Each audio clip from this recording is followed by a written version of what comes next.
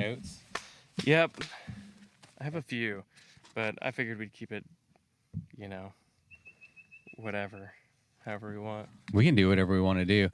Did you ever go back and listen to the last episode that we recorded? I did, yeah. What'd you think? I'm so bummed that part got missed.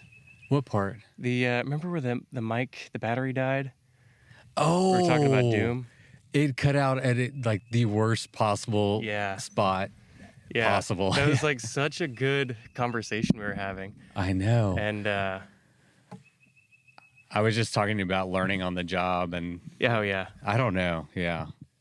Definitely make mistakes. But now my new setup since the last time we talked. This looks great.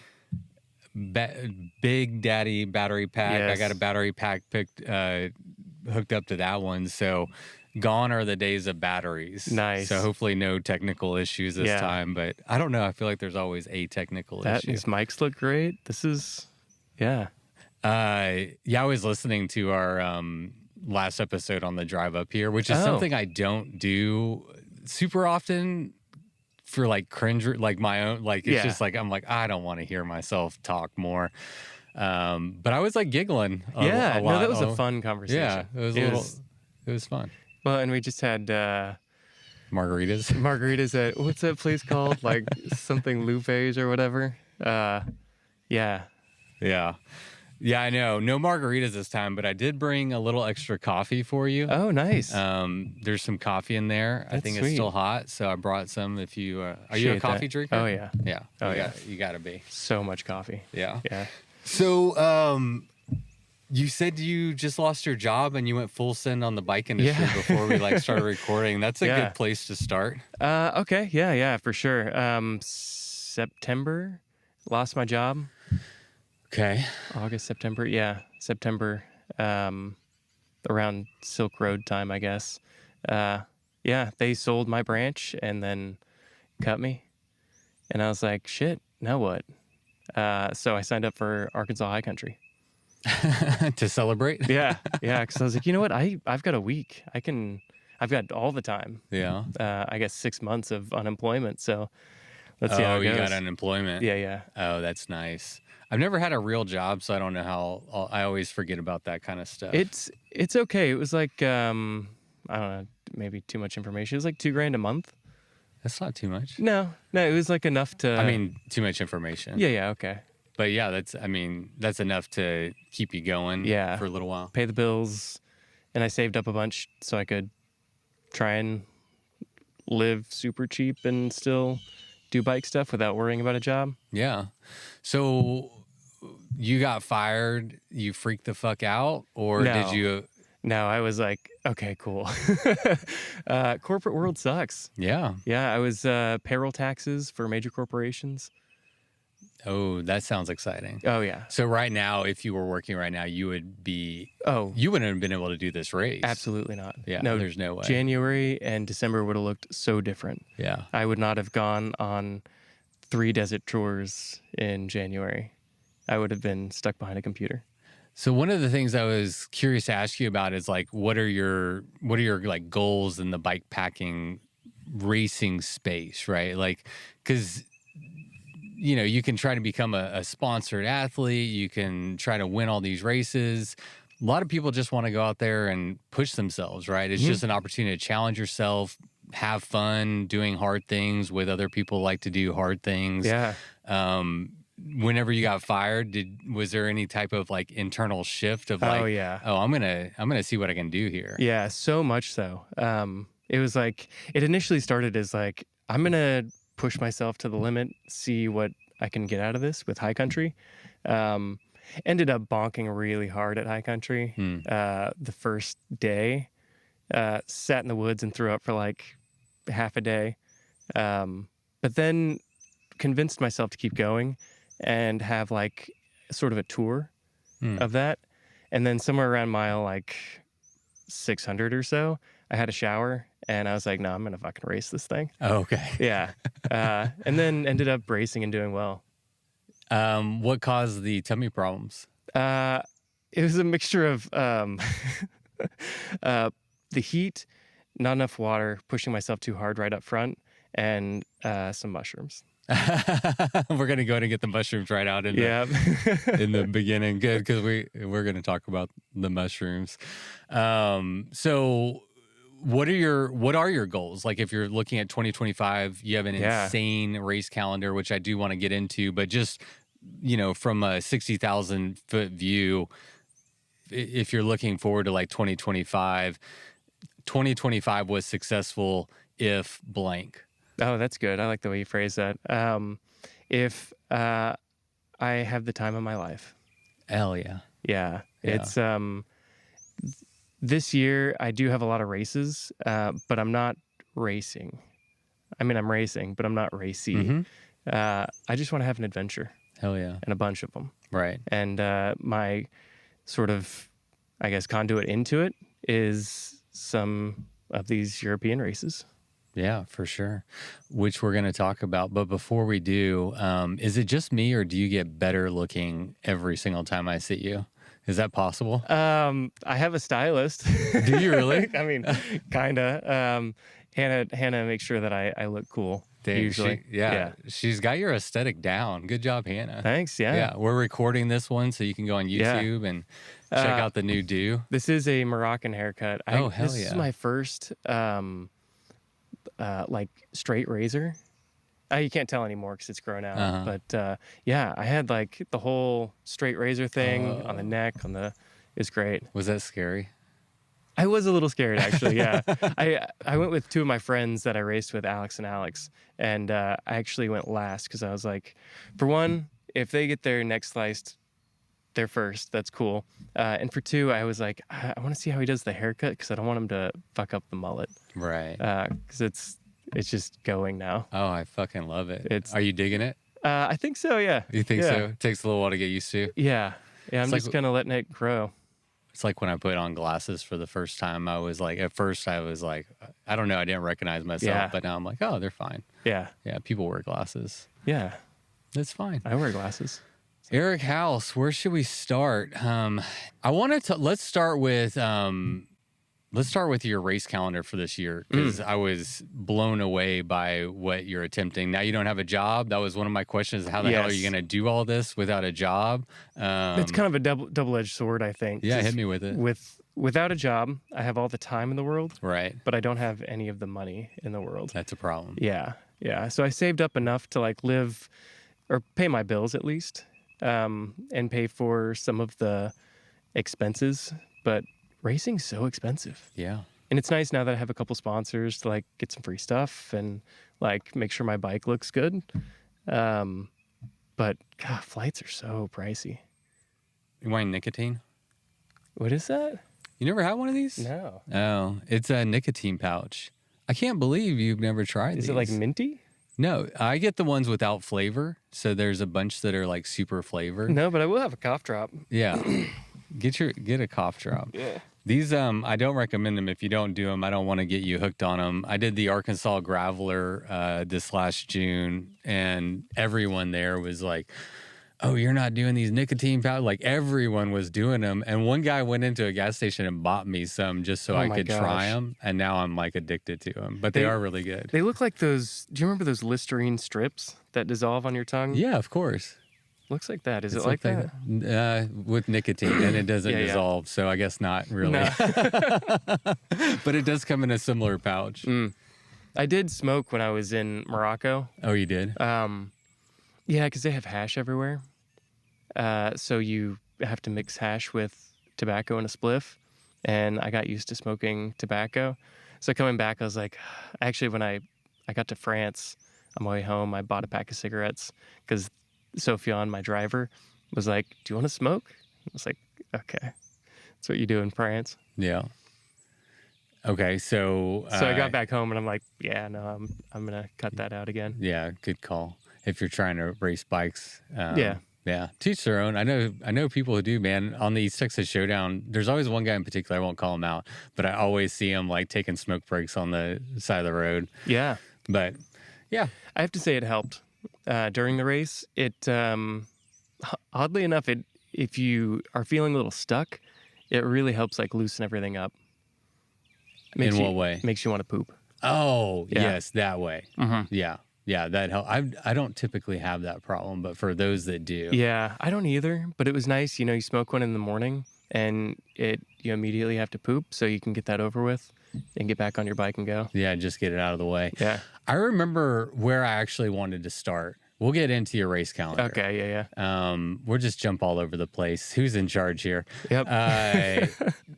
I want to hear about your you got robbed in Morocco. Oh my gosh. I feel like we either have to start with it or end with it, but let's start with it, and then everything else we're going to say is going to be wonderful and amazing about Morocco. Yeah, let me preface with this was the last night that I was there. The 3 weeks that I was there prior, beautiful. Morocco is incredible. The people are amazing. The country is just beautiful. This was just a one-off thing, and it could happen to any tourist. Absolutely. So yeah, it was anywhere in the world. And anywhere in the world. Yeah. The federal agents let me know that, or the military police. Oh, right. So I mean, it is true. I think, like, I don't know. It's something that bothers me is, like, we'll talk about our neighbors poorly and be like, oh, it's not safe, it's dangerous. Like, I mean, where we live isn't safe either, So, like, what are we talking about here? Anyway. Yeah. So it's 11 p.m. I'm walking back to... So the way Marrakesh is set up, there's the Medina, which is sort of this fortress walled area, massive with like tight corridors and shops and all that stuff inside of there. So that's where like all the tourists go to have coffee and buy rugs and whatever else. Tattoo shop was not in the Medina, so I left like the safe area, I guess, or the safer.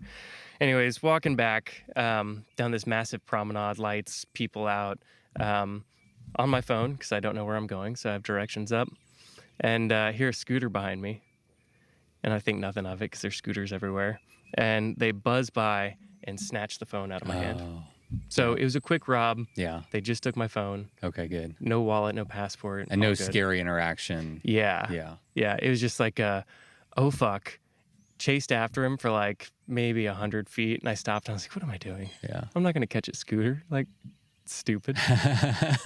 Now I'm out of the phone. I'm fast, but I'm not that fast. fast. No, give me a bike maybe, but so I let him go. He took off, right? Or they, I don't know who it was. Rounded a corner. There's like these little military boxes where like, I don't know, they just have military everywhere. Pop over there and I'm like, hey guys, this just happened. They're like, we're so sorry. Like this happens everywhere in every country. I was like, yeah, I know. I don't care. Like, I just want to go back to my Riyadh, the like hostel I was staying at. No clue how to get there. So he pulls up a map and he's like, that's how you get to the Medina. Once I got to the Medina, maybe I could find my way. So make it to the Medina, super lost still, a little paranoid. Scooters like flying at me. I feel like somebody's going to rob me again. And these two boys come up, teenagers, and they graciously direct me sort of back to a spot that I know. They wanted money, of course, but that's kind of the way things work there. Right. So I find another police box that's in the Medina, tell them where my Riyadh is. Spend 30 minutes trying to tell them I just want directions. You don't need to call them. I'm going to draw a map, get to my place. So this local guy comes up. And how are you communicating? So, good question. Especially without a phone, because at first Google Translate is easy, but you don't have a phone at this point. A little bit of French, but most everybody there speaks French, Arabic, and a little English. English. Okay. Yeah, and a little bit of Spanish. Oh, wow. Yeah. It's crazy. That's amazing, yeah. It's pretty awesome. So I got by with English and French for the most part. Cool. Local guy comes up. His job is he totes a cart around, and you like put your luggage on the cart, and he just like pulls it around the city for you. Like that's just his job. Okay. And they're like, he'll walk you back to your Riyadh. I was like, okay. So he wants me to throw my bag into his cart. I've got a little tote bag. And I was like, why? What's the purpose? And he goes, well, if I get caught, and all this is in broken English and French, if I get caught, I can get arrested because I'm not allowed to guide. I can only carry stuff. And I was like, okay, whatever. throw it in there. We walk about 100 feet and he stops us and he's like, actually, I got a friend that's coming by on a scooter and he can just drive you to your riad. And I was like, oh, fuck me. Okay. Another scooter. Yeah. And I was like, how did you know he's coming? You know, like, well, you haven't been on your phone. So scooter guy rolls up and we end up chatting for like 10 minutes, the three of us. And they're telling me how much they like hate their lives there and how corrupt the police are and how like awful their jobs are and stuff. And it was just heartbreaking. It was very, very humbling. I was like, I just lost my phone. Yeah. That's really not a big deal. Scooter guy, meanwhile, kind of like trips over his scooter. And I'm like, hey, bud, you all right? And he goes, yeah, no, I'm good. I'm just a little high. And I was like, cool. All right. Yeah, let's go. So I hop on the back of the scooter and we go 40 miles an hour down these like 3-foot, 4-foot corridors, dodging scooters and people and cats, and finally make it back to the riad. Wow. And he didn't ask for money, which was really sweet. So they drive crazy there too. Insane. Yeah. We just got back from Guatemala and two things. One, I was taking a picture of Natalie and someone came up behind me and tried to snatch my phone. And what you talked about is something we specifically talk about a lot is like if you're walking down a road to like be mindful of like where your possessions are in relation to traffic that are like zipping by. But also the driving there is insane. Like, Yeah. But like we were talking about it and I don't know how it is in Morocco, but in Guatemala where we were and a lot of Latin America, you'll often see like 3 or 4 people on a little motorcycle, right? Yeah. And babies, right? From the time they're born, they're on motorcycles, and so I think they have a level of like intuition and familiarity with that type of driving that we just don't. Yes, doesn't make sense to us, but I guess it works. I don't know. Yeah. No, I was in Thailand in like 2018. And I would see a family of 4 on a scooter, and they're just zipping by. I'm like, how are y'all doing that with a little dog sitting like on the bottom carriage?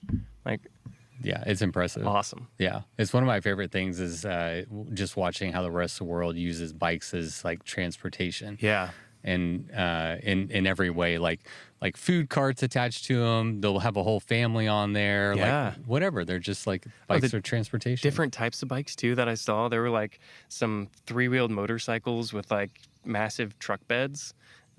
Lots of single speeds out there, which is really cool. They don't have chain lube, I don't think. What do they use? Nothing. Buy new chains. Yeah. No, everybody's got a rusty chain, and it works for them.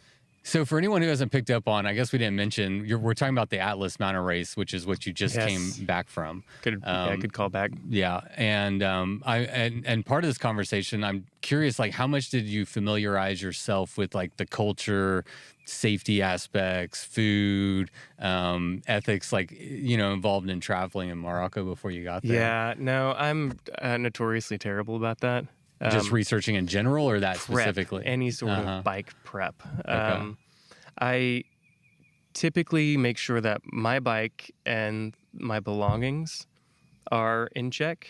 Like I've got enough gear for different types of weather, and that's about it. As far as like the length of the race and like what mountains I need to look out for, what mile markers, I typically just kind of go by how I feel at the time. And as far as culture, I do like to look a little bit of culture before, just so I'm not like doing the wrong thing, or talk to people who have been before. Like one of the interesting things in Morocco is like you don't eat with your left hand. Oh, yeah, that's dirty. It's dirty. Yeah, right. You wipe your ass with your left hand. Right. I don't, but okay. Yeah. But that's the history behind it. Is you're supposed to wipe with your left and eat with your right. That's Yeah, and then another part of their culture, which I found out on trail, was the generosity of the locals. Like they always want to gift you something. Like they're always willing to, like if they invite you in, they're going to give you a gift. And I Googled it when I was in this specific situation to see if it was customary to give a gift back. In this situation, I did. Oh, okay. But we can talk about that as we get through. Yeah, okay, we'll table that. But I am interested in hearing more about it. All right, let's weave our way back to your race calendar for this year. Yeah. So this year is about adventure. It's not about winning. It's about doing cool shit on a single speed in places I've never been before. And so what is your race calendar? So Atlas Mountain just completed. The next 3 races are U.S. So East Texas, which I still need to sign up for. It's all right. It's there. Okay, cool. I got you. Thanks. Stagecoach 400. That's in California. Right. And the Doom? Mid-South. Doom? No Doom. Oh, no. Yeah, Stagecoach is the same weekend as Doom. That's the conflict Yeah. with Stagecoach. Oh, that's a bummer. Yeah, it's huge. But I would Especially love with to the do single Doom. speed field this year at Yes. Doom is like huge. Oh my gosh, I was talking to Alex Kowalski about it, the Uh-huh. dude that he and I rode all of Atlas together. And he's like, yeah, there's like 30 or something. It's crazy. Yeah. I love it. Yeah, Andrew posted unofficial largest single speed field in a bikepacking race, which sounds about right. I can't think of another one. Yeah. Okay, so I'm just curious, like, why did you prioritize Stagecoach over, because I know, like, I was talking to Hannah too, specifically about ETS, and she's like, well, it depends on when Stagecoach is. Mhm. So I've never been to Stagecoach. Like, have you been? Why? Yeah, have not been. Meg, the woman who puts it on, is super cool. She did Death Valley Volume 1, which was last year, the part of the tour I did in January in Death Valley, California. She couldn't make it out this year, which was super bummer. But yeah, she puts it on, and I've heard it's just incredible, challenging and fun. Get to see a good portion of California. And really, I've never raced in California, so that'll be really interesting. I've spent a lot of time in Arkansas. Yeah, so just a chance to check out something new. Yeah. Okay, so you're gonna do Mid-South again, ETS, Yep. and Stagecoach. Yeah, Mid-South, I haven't signed up. So if anybody has any, like, I just don't know if I will sign up. I might just go and do, like, the single track stuff that's out there. Uh-huh. 'Cause there's, like, 30 mile of single track. At Lake McMurtry. Yeah. Yeah. Yeah, and just enjoy the party and the hangs. That was one of my favorite sections on Mid-South was a single track. Yes. We were so slow that we were doing it at night, which was even better. It was so much fun. Oh, that's so good. But we got there after all the whiskey was already drank, so that was a bummer. Damn. I know. Wow, sorry. Oh, it's okay. Yeah. Well, I know I helped with that, so sorry. Oh, you're Yeah. personally apologizing. Well, fucking damn it, Eric. Yeah. All right, so then what's next? What do you have after that? After that, back overseas in May, I'll be headed to Greece for Hellenic, the second mountain race, which is like 500 miles with like, I don't know, 200,000 feet of elevation. Or so. It's something ridiculous. 550 miles, 91,000 feet of Thank climbing. you. Okay, yeah. So it's like, And for reference, Atlas has 810 miles with 97,000 feet of climbing. So you're getting about the same climbing in 300-ish less miles. yes, yeah. It's like double Doom. Double Doom. Yeah. And I've heard the terrain is pretty mountain bikey, so I'm really stoked about that. Hell yeah. Yeah. I noticed that at least at Atlas, my weaknesses were on the road. Like anytime a flat road came up, I was a turtle. Is that because you're on a single speed or just like mentally you're not engaged? It's mental. Yeah. Yeah. I think the single speed thing, so Alex and I were geared pretty close, like really, really similarly. That's why we couldn't drop each other throughout the whole race. And we became really good friends, which is cool. Yeah. But on the road, he was just maybe a mile or 2 miles an hour faster than me. But the same ratio is just mental for me. I just can't stand road. Oh, hell yeah. Yeah. But as soon as we hit some downhill with like really chunky, ugly stuff, I'm gone. Yeah, I mean, there's nowhere to hide on the road. Like Yeah. when things are hard, at least you can like hide in your misery or oh fuck, don't fall off the mountain or whatever it is. Like your mind is doing other things other than like just being fully present, which you know can be a good thing. Yeah, I think that's mostly it. When I'm zooming downhill, it's like, all right, what rock am I going to hit? Where's my line? Where's the, I find so much joy and fun in it. And in the road, there's just no joy. No joy. Not for me. Yeah. That should be a shirt. It should be. Yeah, I like that. Huh. Road riding, no joy. Yeah, we can collab on that. All right, let's do it. All right, after Hellenica. Yeah, Hellenic, and then I'm gonna be Oh, is in it Hellenic? Hellenic, yeah, or is it Okay, I think my spell check fucked me on that one. Anyway, Hellenica? Yeah, I like Hellenic, Hellenica. Hellenic. I think you're right. Yeah, You're definitely right. yeah. Okay, whatever. So after that, I'll be in Europe for the next few months. Oh, nice, Yeah, nice, yeah, super nice. nice. No margaritas this time. Yeah. What's in the coffee? Actually, you mind? Yeah, I'd be sad if you didn't. I would just unscrew Yeah. it, unless you want to sip coffee out of a Much straw. of a straw coffee guy. Yeah. Oh, lovely. Ooh, what is that? A nice Colombian blend? I'm embarrassed to say it's Starbucks Pike Roast, which I've found to be a good like middle of the range coffee, because Yeah. coffee is expensive, and I drink an epic shit ton of coffee. So for not financial reasons, I found this to be a pretty good. But I hate that it's Starbucks. Yeah. Don't sponsor me, Starbucks. No, don't even watch this. I get it though. I love shitty coffee. Oh, you do? Yeah. Like Folgers or? Oh how yeah, like Folgers, HEB brand, which don't get me wrong, I love HEB, not shitty. Oh yeah, love HEB. But I love instant coffee. I don't know what it is, but I drink instant coffee at home. Who has the best instant coffee in your opinion? HEB, hands down. Really? Yeah. I haven't tried theirs. Yeah. Have you had the Starbucks one? I think I've had the individual packets. Right. The little packets Yeah. that you just pour in. Yeah. I think those not are my bad. favorite. Yeah. Again, fuck Starbucks. Wow, but no, you're pushing for that. They're getting my money. They're getting my money. Yeah. Yeah. Wow.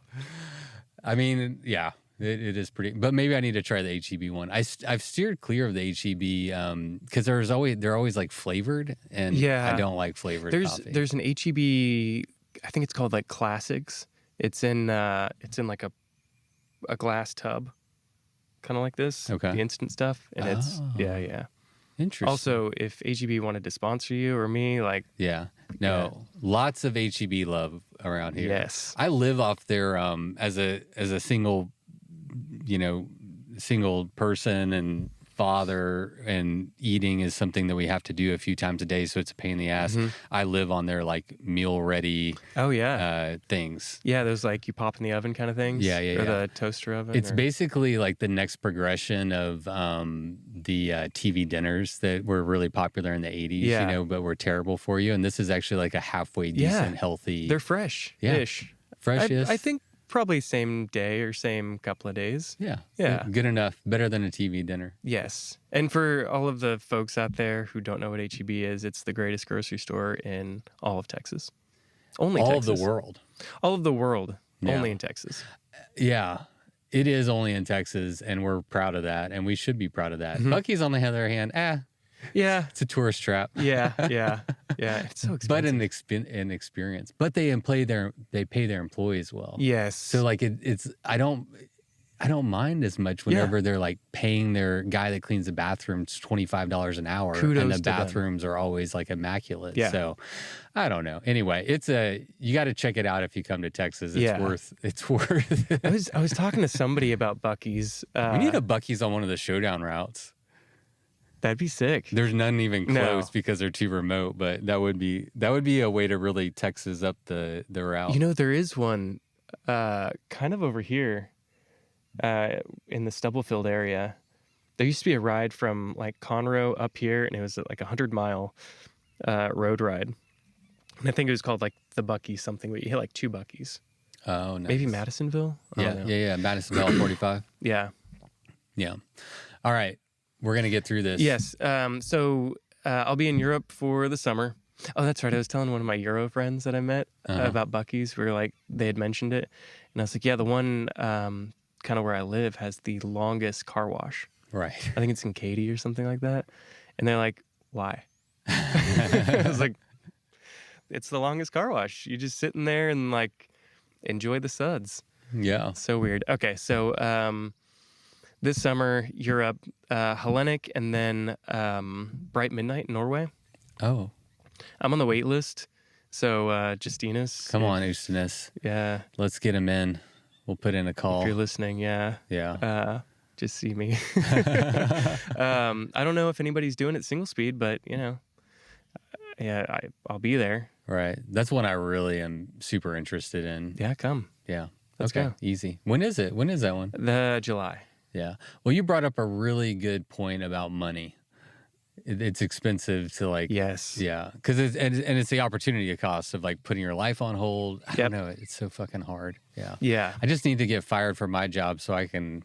That's what I'm saying. And I need one of those severances. Is that what it's called? A severance? Yeah, I didn't get a severance. Or what is it called? You get You get like it's a severance or like I guess severance kind of employee. What did they fucking call it? You said it earlier. Did I? Yeah, the $2,000 a month. Oh, that's unemployment. Unemployment. That's through the state. Oh, okay. See. Yeah. Yeah. Never had a real job in my life. Yeah, yeah. So unemployment through the state, you have to apply to X amount of jobs per week. And then every 2 weeks, you have to request funds from the state government. Is that a big pain in the butt? Yeah. I mean, if you It's forget, easier than having a job. it's much easier than having a job. Yeah. Yeah. And you pay into, or your company pays into it. So it's not like you're freeloading or anything like that. It's like insurance, Right. technically. Okay. Yeah. So Yeah, it's taken out of your payroll check every single month. Yeah, so I've heard of this. Yeah, it's the company that pays for it, but they reduce your salary to, compensate themselves or cover that. Right. So you're paying for it. Essentially, yep. Yeah. All right. So you're going to stay in Europe. Yeah, staying in Europe. Going to do bright midnight, assuming I can get in. And it just made sense to me to stay because the flight over there is going to be expensive. The flight back's going to be expensive. And I got nothing going on. So I might as well go to Europe. And I've never been. So it'll be a cool experience. Yeah. And now I've got a lot of Euro friends after Atlas. So I was going to ask is where you're going to stay that whole time? I've got a lot of cool people all around Europe now. So France, Switzerland, Copenhagen, Sweden, maybe Germany, definitely. And during that time, are you going to just tour around in between races? Yep. Yeah. Yeah, just tour, hang out with friends, go see things, enjoy Europe. Yeah. Europe to me always seemed like the retirement destination, like I always wanted to see other parts of the world before while I'm young and mobile. But after talking to folks, they're like, no, Europe's like cool. You can do a lot of fun things there. It's way up on my list. I'm excited to check out the culture. Because I feel like they get, especially like the cycling culture in particular, they're getting a lot more right than we are. And I think it would be really interesting to just spend time in a place where they're getting it more right than they're getting it wrong. Yeah. Yeah. Bikes are definitely a higher priority than cars. So it seems. Do you close your year out with Silk Road? Technically, yes. But that's just because I haven't thought past Silk Road. Yeah, I kind of like planned all of this and then stopped at Silk Road because it was like the last of the 3 mountain races or the 3 current mountain races. There's a 4th one coming next year, maybe. Oh, okay. Yeah, super exciting. Do you have any details on that? Turkey. Okay. Yeah, also gonna go. We're not going to be able to call it, the Mountain Triple Crown, or I call it the Trees Triple Crown. Mm-hmm. He's throwing that off. I don't It's know, maybe like the something the with quad quad crown. in there. Yeah, Quad Crown, I guess. Okay. yeah. Let's throw a West Texas Showdown on your calendar. When is it? Second week of November. Let me get the actual dates. Okay, yeah. Because I make mistakes, Eric. We all do. It's life. Especially with maps and stuff. Dyslexia is a real thing.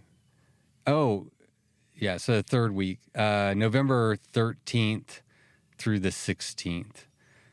So close out the year with that. We wanted to do it on November 6th, but Monumental Loop, Danger Bird is going on. Oh. They're switching from October to November. So Okay.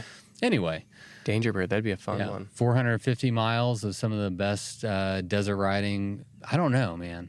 I don't want to say the world, but it's really fucking good. You just got back from there. Yeah. Yeah, I was just there. I actually was 3 deserts in a month. And yeah, West Texas, Big Bend is incredible. Have you ridden out there before? Or was that your first time to Yeah, go? no, we did a trip last year with same group of friends except a larger group last time. And we did, what did we do? We ended up camping at the same spot twice, I think, and then just kind of doing loops out there, which very similar this year. Camped at one spot for 2 nights, did a loop. Water is so hard to get there. Right. And then they camped out. Our friends stayed at another spot, and then Hannah and I ended up riding back to the car. It was like 40 some odd miles to get me to the airport from Morocco. That the Death Valley ride looked super fun. Oh my gosh. I had all the FOMO in the world. I'm like, Greg, come on. Yeah. Where was my invite on that one? Yeah, no, Greg and I chatted, and he's like, "Oh yeah, I rode with them at Arizona, right?" Yeah. I was like, Greg is so freaking strong too. Yeah. God, he was incredible. Like filming and riding the hard stuff. Monster. Who organizes that ride? Chaz and Alvin. Oh, okay. Yeah. Nice. Yeah, that looked like a fun. And John. They're like the 3. Yeah, that looked like a fun one. So you were saying that you had some like drama when you were leaving Big Bend because you left Big Bend directly to get on a flight to go to Atlas. Yeah, it was a tight turnaround. We left Sunday, and I had to catch a flight Monday at like 4 or 5. And it's, like a 10-hour drive from there to Houston. So Hannah and I left our friends at the campsite, rode like 40 or 50 miles back to the car, got there at like 7 or 8, and then drove all night. Got home at like, I guess, 6 or 7 in the morning. Packed my bike up, packed all my stuff up, and then she drove me to the airport. Yeah. With a new wheel. With a new wheel, yeah. So during that Big Bend trip, I don't know if I was getting too sendy or if it was the terrain or if or what, but I ended up cracking my rear wheel. Cool thing is they are Kevlar plated. The wheels are, so it held for the last 40 gnarly miles of the ride back to the car. And then as soon as we got back, Hannah was like, "You can borrow my wheel," and I was like, "Okay." Yeah, she's got a i9 with a Solex hub, and it's like their long distance hub, and it's crazy. It's real insane. nice. Yeah, real I nice. need one. All right, so Singlespeed. I know you used to have some gears on some of your bikes. Yeah. You've committed to doing the whole year single speed, it sounds like. Yeah. Is this a new transition for you? Like, are you fully single speed now, or is this just something fun you're doing this year? I think I am. No, I love single speed. I love it. It just feels natural to me. But yeah, like my first ETS actually was my first Ultra, right? Yeah. 2022. Yeah. Geared. Done most everything geared. And then last year, I got this Karate Monkey, set up single speed, raced the Texas Mountain Bike Series, Timbra. Ended up getting the state champion there. Oh, hell yeah. Which was, thank you. Yeah. Dude, strong work. Yeah, no, it's super cool. That's a fun race series too. Oh my gosh, yeah.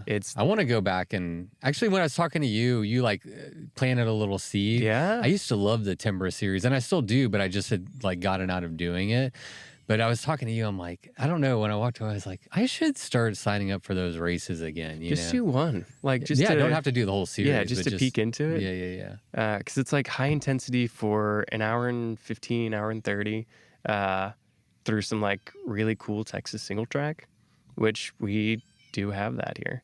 Yeah. And then if you can do it single speed, like it just rips. Yeah. All right. So yeah, after that, I was like, I can do stuff. I'm going to commit. And then, losing the job thing kind of helped, exacerbate all this stuff. Yeah, now you can't afford gears. Exactly, yeah. You can't afford derail your hangers. So Come on. expensive, yeah. So I committed to doing high country single speed. and absolutely loved it. Yeah. Can you point your finger to what it is that you do love about single speed? This was such a reoccurring question at Atlas. Like, why? Hmm. What do you like about it? Why are you doing it? Really? Yeah. I would assume in that context, people would be like, just like high fives or whatever. But It's a Euro race. Euros don't understand single speed. yeah. Like, I look at Honorma and he's got 30 plus single speeders. Hmm. And Alex and I were the only two. And of course, he's Venezuelan, but, American. Yeah. What do I like? I love the simplicity, I think, is kind of foremost. You don't have to think about anything. Right. All you have to do is prepare, and then you're just in it. Whatever you've prepared for, that's how you're going to do. So looking at climbs, looking at, elevation profiles and stuff like that to kind of gauge where you need to be, or looking at other single speeders who have done it in the past. So like for Atlas, I think there was one attempt, but they didn't finish. Don't quote me on that, but I think that's the case. And so I was just kind of looking at the profile, like I think a 3218, like a 1.7 would be pretty decent for it. So that part's kind of fun. Were y'all the first to ever complete this race on single speed? I knew you were only the first ever. First ever, yeah. Interesting. Yeah, so I was curious about that, and I guess now I know my answer. If anyone has ever done all three of his mountain races on single speed, and the answer is no. So you could become the first. Could. Is Alex, you will become the first. Fuck that. You will become Appreciate the first. that, What the fuck am I talking about? Of course you're going to do it, man. Yeah, I'm going to do them. Hopefully nothing, catastrophic happens in between, but yeah. Yeah. Eric, is he going to be doing... That's me. Oh, Alex. Yeah. Oh my gosh. Yeah. Alex, is he going to be doing all of the mountain racers? Or no, he's got some big plans in the States. I think, don't let me talk for him, but I think Colorado Trail's on his radar. And he's gung ho. We got the chopper is coming. Oh yeah, there it is. Where is it? Right above us. Oh, okay, it was behind the tree. Slow rolling. We're out here at Stubblefield Lake in Sam Houston National Forest, kind of both of our backyards on other ends. By the way, last time I drove 30 minutes to meet up with you, and you had to drive an hour. This time I drove an hour, and you drove 30-ish minutes. Yeah. So we've evened the Yeah. playing field, you know. So now for the next one, we need to meet like really far away, or right in the middle. I think somewhere new to both of us for next time would be cool. Anywhere you want, yeah. I love recording just in unique places. Perfect. Norway. Let's go to Norway. Yeah. All right, Ustenis, give me a ticket to Norway. I'll be on your media team, or even if you want to let me ride my bike, that would be fun too. Yeah, media team would be sick, and you can ride your bike. One thing I was thinking about with you, have you done any of the U.S. Triple Crown races? No. None of them? No. Yeah, I didn't think so. So it's so interesting that you just jumped ship and went over to Nelson's races. Because, like, obviously, U.S. Triple Crown, well known, it's very popular. But you also have accessibility, less time away from home, more familiar with the culture, all that kind of stuff. Any reason for... Yes. Yeah, let's absolutely. hear it. So tons of factors to do U.S. races, right? They're right here. I'm familiar. But I don't know when I'm going to have this time again. I don't know when I'm going to get a job next, if I will. This is kind of a sweet spot for me. I've never been unemployed before since I was like 15. Right. So I'm trying to take full advantage of it with all of the things that I've set up for myself and the privileges that I have. I really want to make sure I stay grateful, but also do all of the things that I possibly can. Yeah. And I don't know when I could take, 4 or 5 months off to go travel Europe ever. Yeah, what a gift. Yeah. And good on you for like taking advantage of it. Yeah. Yeah. Yeah, I feel so honored and privileged to be able to do this. Yeah, that's fun. It's crazy. I never considered this life for me. Over the last couple of years, my life has like dramatically changed, and I'm trying to take full advantage of that. When you say dramatically changed, can we dig into that a little bit more? Yeah. Is it bikepacking related or just your whole life? Whole life. Yeah. Yeah. So, you know,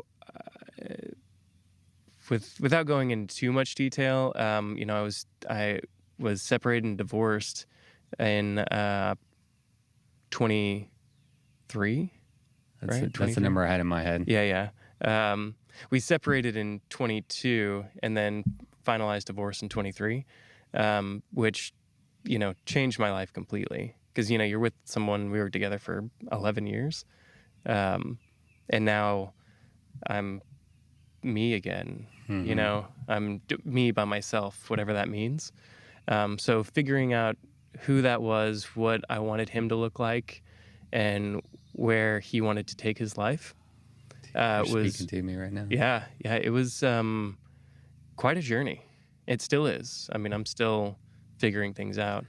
Yeah, I relate to you so strongly. I remember writing down a list of like, one, I came to the realization that I poured so much into that relationship and marriage that I lost sight of like who I was and what I want out of life. And, you know, 7 years later, I like had to write down on a piece of paper. It's like, okay, what do I like? And then, how am I going to find that version of myself that I'm looking for? Yeah. You know, and so. Yeah, but it's a gift if you look at it in the right way. It's like, oh, you know, I get to choose. Like I'm living my life for me, and I need to pursue the things that bring me happiness, right? Yeah. Which is what we're all, I think, trying to figure out. Truly, yeah, yeah, and it took me, you know, a little bit of time to figure that part out.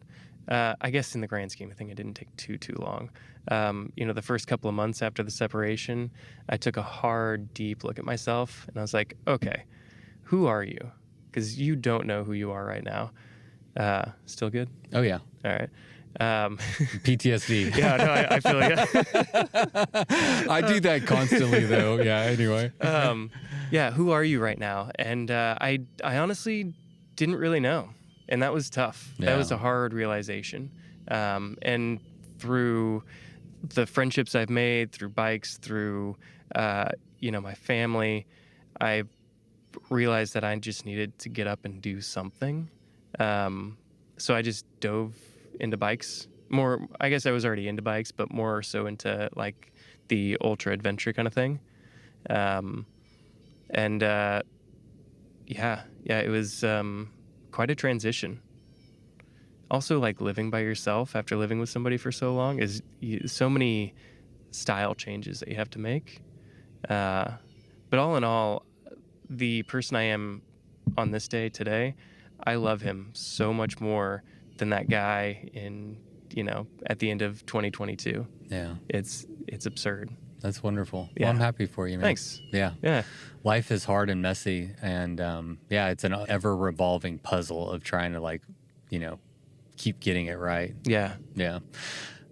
I wanted to ask you, you know, we're talking about not having a job and going kind of full send on bike pack racing.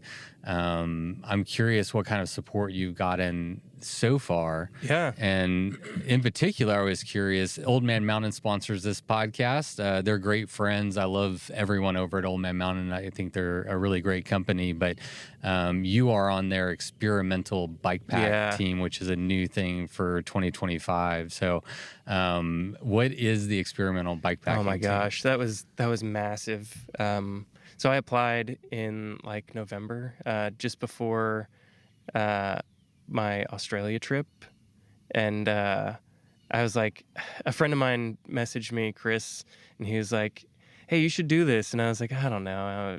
I guess it wouldn't hurt to apply and just see how it goes." And then I think January, I got the, "Hey, you're on the team" thing, and I was like, "Oh shit, what does this mean? What did I sign myself up for?" You know, I had no clue. I didn't do a lot of like really research into it. I knew I liked Old Man Mountain. I ran their racks for high country and for I saw you on Doom. I know this last year you were running it. Yeah, I had it for Doom. Although Doom was a short race for me. Oh yeah, because I wheel problem. Cracked right? a wheel. Yeah. Yeah. Fucking. Yeah, I've man. cracked 3 carbon wheels in a year. Yeah, it's wild. Yeah. I think I just go too hard sometimes. on these things. PSI? Because you're not a big dude. No, yeah, I'm not. I mean, my bike's heavy, but I don't think that has anything to do with it. PSI, maybe. I think I just get rowdy. Yeah. Like the beginning of Doom was so rowdy, and I was loving every second of it. And I should have realized, you know what, this is a 400+ mile race. Dial it back. I did that for Atlas. I was like, you have so much more mileage. Just like pump the brakes a little bit. It's okay. Not Old Man Mountain's fault. No, not at all. Just getting too rowdy. Yeah. So yeah, I got on the team, and what that means is, I get to run their stuff, which is super cool. I get to try out new stuff that's not quite out yet, to see if I can break it. Because if anybody has met me, like I'm really good at breaking stuff. So that's fun. I got to take some of their new fork mounts out to Death Valley and Big Bend. The axle pack? Yeah. Yeah, I love that. Oh, dude. Not to like do the whole brand thing, but they are sick. No, let's do the brand thing. Yeah. Yeah. Eric will appreciate it. Yeah. No, they are phenomenal. Don't lie. Yeah. But yeah. So the axle pack is sick. So unfortunately with my Karate Monkey, there's not an axle pack for the rear. Okay. So I have to, not unfortunately, it's fine. I have to go directly into the frame mounts. You can see it kind of like here. Yeah. And instead of like directly into the axle. Okay. But I figured out a way to get some like major stability in that. Those nylon nuts are supreme. You can get them at Home Depot or Lowe's or whatever. All right. But they like really lock the rack in. Anyways, back to those the axle pack. For Death Valley, we had to carry, is suggested, 10 liters of water. Yeah. So you think, we've done the math 1,000 times. 1 liter is equal to 1 kilo, which is equal to 2.2 pounds. Okay. So 10 times 2.2 is 20 something. Yeah, like 22 pounds. So I had each fork mount, the front, and then the rear rack mounts. I had 1.5 liters. So that was 6 total around the bike. 1.5 liters on the down tube in my Nalgene, and then 2.5 on my back. And then I think I had like a water bottle in my Plug South City Stitchworks bag up front. Shout out Zach. Yep. So yeah, shitload of water, and those things held up through some like gnarly terrain. Yeah, I mean, I took Old Man Mountain, their rack and the axle mount on our axle pack on AZT. Yeah. And I mean, I got so fucking rowdy, and I was like, I mean, either I'm gonna break, the bike's gonna break, but nothing broke. Everything, I was like, I couldn't believe it. I didn't have any shift or anything, right. And I was kind of worried about the rear, just having all that extra weight. Mm-hmm. An extra like, I guess 5 pounds or whatever water on there. No issues. Yeah. All right, there you go, Eric. There's your plug for Old Man Mountain. Eric. Shout out. Really good shit, though. Honestly. Truly. Yeah. Last time we were on the podcast, I was listening on the ride up here, the drive over here, I should say, and I was reminded of us. I was talking shit about the Vittoria Mezcal tires. Mm-hmm. So what do you run now? I have on my. You have a tire sponsor yet? No. Okay. I need a tire sponsor. Hey, what's up, Terravale? I would love. I would go with either Terravale or Icon. Not Icon, but Maxxis. Maxxis for sure. I like the Icons and the Recon. Yeah, and they're so popular in the bikepacking world right now. I've been running Icons literally for over 20 years. Like that's a tire that I just think is so reliable and consistent, like it just, exactly what you're going to get from that tire. So yeah, Maxxis, what's up? Yeah. I run the Terravale Washburn on my gravel bike, which is something that was influenced by you and Hannah and M. Yeah. A lot of people run that tire. And so I've been super impressed with that tire. Terravale's sick. That's what I ran for everything this year. Or last year and this year. Actually, for high country, I ran Sparwoods 2.2. Mm-hmm. I borrowed Hannah's that she used for what's that thing called? The part of the Triple Crown? AZT, No, Colorado the Trail, long one. Tour Divide. Tour Divide. I was thinking North South too, but yeah, Tour Divide. So I ran her Sparwoods for high country on that. And they were like bald as shit, but they worked out so well. Yeah, sponsor Eric Terravale. What's or up? me, but Yeah. Eric first. I don't know. We'll collab. I'll get Maxis. You can Okay. get. There's room for everybody. Yeah, in I've this never world. ran Maxis, but I'd be Really willing to- never? Yeah, no. Oh, interesting. Atlas Mountain Race. Yeah. Let's get into it. How did you train? Yeah, I would love for you to break down like Yeah. because the one thing I'm thinking is you're flying over there. Those races are not inexpensive. Then you got the flight. It's a lot of time, right? So Yeah. like, I assume you want it to go well. Yes, absolutely want it to go well. And realistically, the way I kind of like, at least for this, the way I kind of went into it was as long as my stuff is good, I'll be fine. Like my body will do the things that it needs to at the leisure that it needs to do it at. But if my bike and my gear are not up to par, then I'm not going to make it. Interesting. I've seen it with when I scratched on Doom. It was because my gear just didn't work out. Right. I've had it happen too many times. Talk about where you're at physically. Like, are you just riding so much? Are you in the gym a lot all the time that you have a high degree of confidence in your like physical abilities?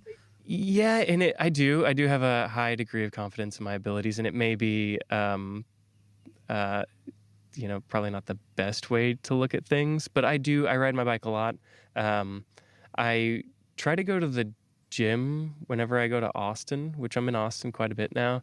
There's a gym called The Whip that Hannah is that she teaches at. Oh, Super cycling cool. or No, it's kind of like lifting and like I don't know. Yeah, it's a muscle gym. Oh, wow. Yeah, muscle and hustle. I think. Fuck yeah. Yeah, super sick. Oh, that's rowdy. I love that. Yeah. Bean. Russell from Cycle East? Oh, Pick Advance. Yeah. Bean, his partner. Oh, yes. Is there, yeah. Yeah. Okay. So I go with Hannah whenever I'm there. So that's kind of my like muscle workout, which isn't very intensive. But I mean, it's intensive when I'm there, but I don't like do anything outside of that. Really? Yeah, I need to. I should. So how are you training? I run all the time. Where do you run? I run with a group called Foss in Conroe a lot. They run Thursdays and Saturdays, and it's usually like 5 or 10K. There's a couple of runs like Goose's Acre in the Woodlands and stuff. But realistically, I do a lot of running by myself. What kind of like trail running or just on the road? Trail, road, whatever. Yeah, if I can just put some shoes on and go. It's just, to me, it translates to single speed really well. More so than I think geared, because you just have one speed. You're not, if you stop, you're stopped. You can't do anything else. Yeah. And I can kind of push myself as much as I want to. And then as far as distance goes, like I try and get like more than 10K in a run. Yeah. Okay. Yeah. But it really strengthens like certain parts of my legs that I feel like when I'm standing up on the single speed really help. Oh, yeah. Yeah. I mean, I think cross training for bikes, the best thing is riding bikes and running are probably the best things. And then supplementing with weight training, maybe, but I have no idea what I'm talking about. That's just what makes sense in my brain, especially if you're in single speed and there's going to be some hike a biking. Yes. Having those That's where developed the muscles. weight training comes in when you have to hike a bike. Cause like, so pushing. Yeah. Hannah and I went to Australia and did a little tour, like a 350-mile thing.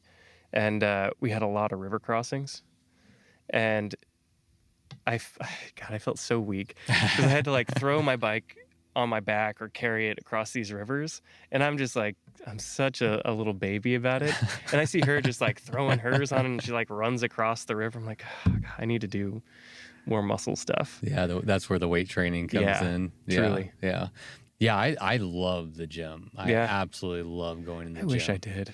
Oh, you don't enjoy it? No, I love the whip. Like, the organization and like having somebody tell me that I'm not doing something correctly, I love that. Oh, Like, interesting. yeah, like if I'm not carrying the thing or have it hoisted on my back properly, like I want somebody to be like, that's wrong, you're gonna hurt yourself, do it Mm, this way.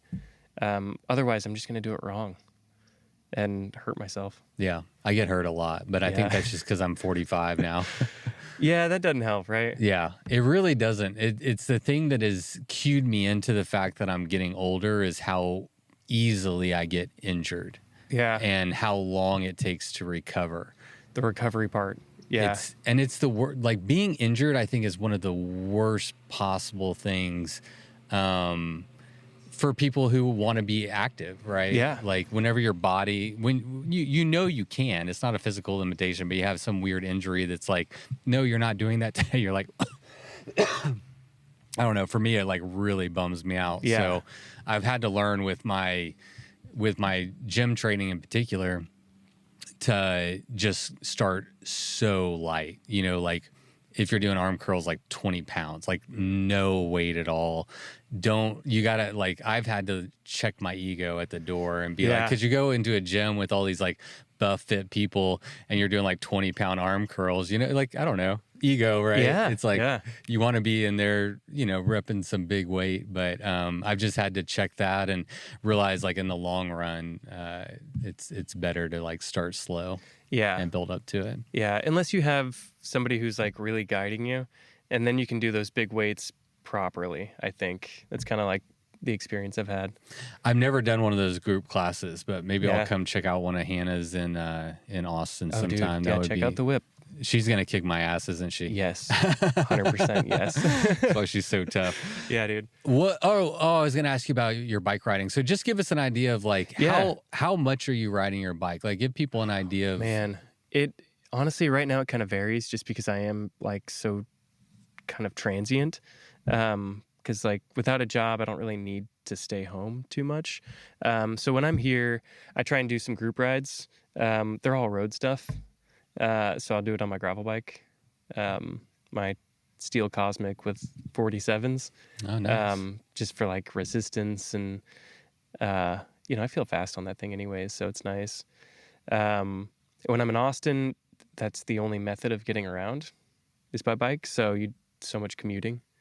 But yeah, really aside from that, I don't ride my bike probably as much as I should. Really? Yeah.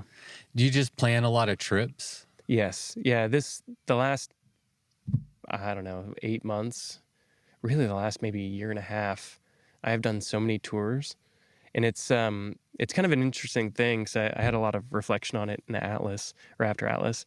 It's like, I love the racing aspect. Like I love the Timber series because it's super fast. I liked High Country and Doom in North-South Colorado because it's like you're doing these long things, but it's still at a high intensity because you know that you're kind of racing other people. But in a race like Atlas, where I know I'm not going to get first, and there's no single speed category, so there's no like thought of competition, I guess there. Oh. Like I'm not going to beat Alex McCormick, a single speed geared e-bike, whatever. He's just way too fast. That's the guy who won this year. Or like Megan Hackman. Like I'm never going to be that fast, gears or not. Yeah. So it kind of changed my perspective into this. Touring is fun. Touring is the adventure. Yeah. That's part of it. So I did like tour in New Mexico, Michigan. Recently went to Australia, and it's definitely helped shift my perspective in bikepacking into something that's maybe less toxic or less like race oriented and more, what can you get out of this? How can you grow as a person? What kind of adventure are you seeking? Yeah, I mean, that certainly appeals to me. I'm wondering, do you find, like, when you are racing, do you find that you miss some of that personal fulfillment that yeah. you would get on like a tour? Yeah, absolutely. Yeah, I feel like, and again, I'm not fast. Like, it's just the truth of it. State champion, I mean, Timbra like, single speed. I mean, yeah, but I'm not like stopping to, meet with the locals on those. Yeah. But Yeah, I like high country is a good example because I did the single track option, which added another like 69 miles of single track or something. Lindsay Shepherd, shout out. She's the one that I think initially kind of started that thing. Oh, she did. Yeah, Oh, yeah. nice. And encouraged me to do it this year or last year. That and Randy Wendell. All single speeders, right? Yeah, Too. yeah. Yeah, Oh, yeah, yeah. yeah. All of y'all getting rowdy out there. Yeah. Oh, but like I tried to burn through that as quickly as possible, and although I made a great time and did really well in that race, I kind of regret not like checking out the Womble a little more. Like Mm. splashing in the water. Same with Doom. The first year I did it, I tried to burn through that thing, and there were so many spots where I wanted to like stop and swim or like climb a tree, but I was just in that race mentality and didn't. So how do you break that down for yourself personally? Like if you know that you're like missing out, do you just have a mind shift like, nope, this time I'm gonna race, but I'll have a tour in my future and just try to find Yeah, that balance? yeah. That's. I think Atlas was kind of a good kind of caveat into that. Um, Atlas was what I would consider like a fast tour. So although I wasn't racing, I was still trying to go fast and do well. Um, but I still got to stop, smell the roses, meet the people, eat almonds, like do the fun things Right. and kind of get a little cultural immersion. Which I think if I was head down full on race, I wouldn't have experienced that. Right. It seems like a really nice blend for a person like myself where, you're kind of checking the box of we want to push ourselves, right? We're not doing these things because we want to sit on the couch and eat these potato chips and Yeah. whatnot, right? Like part of it We want to is eat like those on the bike. we want to eat. Yeah, I saw the picture of you like just downing the whole thing. Yeah, but I mean, we want to push ourselves. We want to have that challenge. We want to find out how tough we are, how strong we Yeah. are, how mentally capable we are, and also, I mean, you're in Morocco for the first time, and I can't imagine you want to leave Morocco and like miss out on the experiences that you could have along the way. Yeah. So you were just racing from cultural hotspot to cultural hotspot. Essentially, yeah. Yeah. Yeah. And I think, there is another way to do that. And I think, I know a couple of the leaders did this where they toured a few days beforehand and maybe even a few days after. So they got their tour in before and after, but then raced the shit out of the course and did really well. Yes, yeah. Which is cool too. That was one of the questions I was gonna ask you. Did you get there early enough to like check out part of the course and acclimatize at all? No, not really. I did one shakeout ride. That was like 30 miles in Marrakesh. Just make sure your gear's Yeah, make sure everything's like on tight. the bike. Yeah. And that was about it. But I had 2 weeks in 2 different deserts just before that. So I felt comfortable with my gear setup, with my acclimatation. Like I had spent, Death Valley super hot and super cold. Like during the day it got, in the 80s, 90s. And then at night it dropped below freezing. So you'd wake up to like frozen bottles on your bike, much like Morocco. Yeah. Okay. I was curious about that. So it's pretty typical desert environment, hot during the day and really cold at night. Yeah. Yeah. Yeah. Let me check notes. Yeah.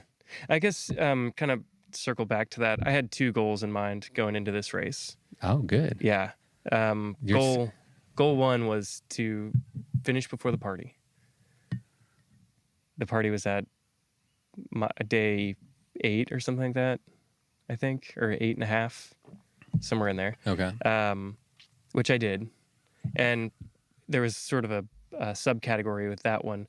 Get to the party in enough time to have a shower beforehand, so you're not, stinky foot when you go in there, which I did. It was super nice. I finished in 7 days and like an hour, 7 days, 1 hour. So got a flat with a couple other guys in the Medina in Essaouira, which is like this beautiful beach town. Had a shower, had tons of ice cream. Didn't have any omelets when I got there because I was kind of over them for a minute. That was my second goal, is to eat 80 plus eggs. which I did not accomplish. Okay. Yeah. That was one of my questions. I know you had an egg count going. Yeah, 80 eggs was the goal, and I hit about 50. And I say about 50 because you get an omelet, and it's like, is that 3 or 4 or 5 eggs? So Right. it's about 50. Where did this come from? You either have a real love for eggs, or they're serving eggs a lot in Morocco. Both. Okay. Yeah, I love eggs. Huevos. Yeah, so I'm a Muy bien. vegetarian, but eggs don't count, I guess. And they're such a good source of protein. Oh yeah. And then in Morocco, the omelet is one of the dishes. It's like tagine or omelet.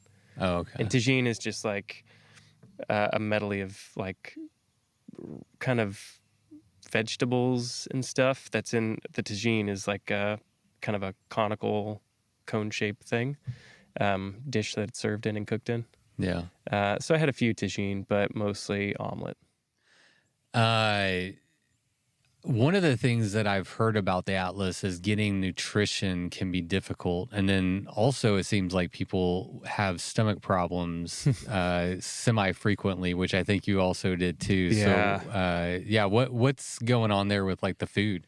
So food is actually, if you can time it right, food is really available. Okay. It's pretty widely available. It's just different because it's not like, high country where you're passing through all these towns with, Macca's or Burger King or whatever. So you can stop and get, a few breakfast sandwiches.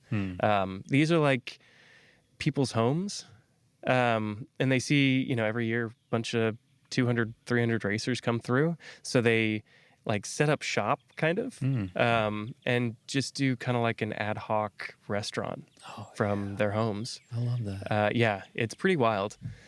So if you get stopped at a place where it's like kind of high volume with racers, you can be there for a while. Oh, right. Yeah. Which was kind of nice because I kind of got to plan how my day went between, like 1 p.m. and 4 p.m. It got really hot. And actually, Central Texas kind of taught me this because I scratched that like 140 miles in because the heat was so bad. Even though I'm from Texas and I've spent time in the deserts, that period of time just zaps me. So I made sure to like try and take a couple hours siesta and just eat a few omelets, take a nap, drink a Coke during that period. It zapped me too. I did an ITT attempt of it with Ariel. Ariel and I gave it a shot and made it 200 and something miles, but it was fucking hot. So hot. And it was 2 weeks before 2023, I guess it was. Oh, so yeah. it was like, it was a little bit hotter than when it was actually the race. Hello. Howdy. Yes, sir.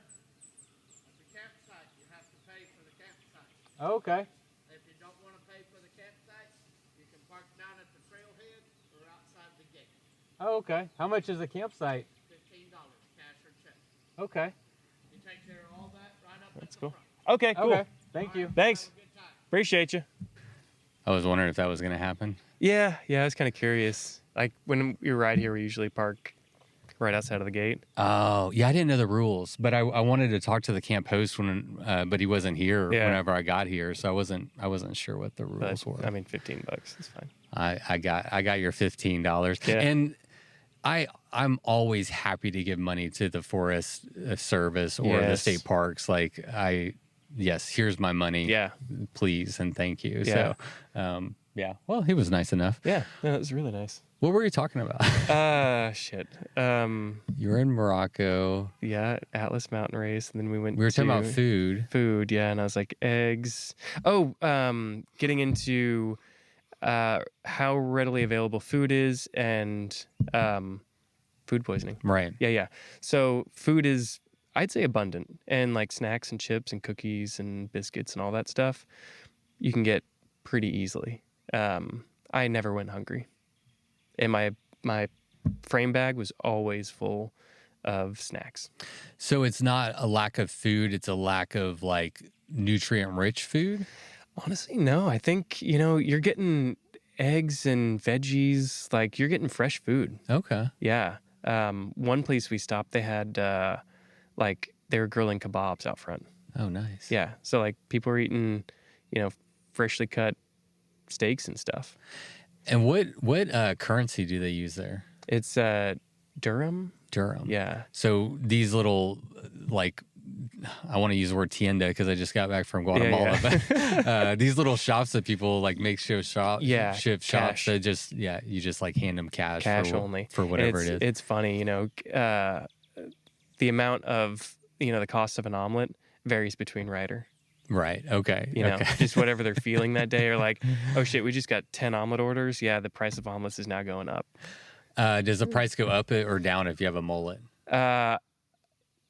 If you're in the market, I think it goes down. Yeah. I had a lot of people that were like, Texas? And I was no way. Yeah. They pegged you? It was wild. Yeah. Whoa. Yeah. I guess it's just the mullet. I think so. Yeah. Yeah. I mean, I did get some like Euro stuff, like, what are you from, Belgium or from the UK or Australia even? Yeah. But yeah, quite a few people are like, Texas. Before or after they heard you speak? Before. Yeah, Yeah. weird. Okay. There's this one guy. You're putting out big Texas energy. I think so, yeah. All and right. I had my like Your handkerchief? Yeah, my hanky around my neck.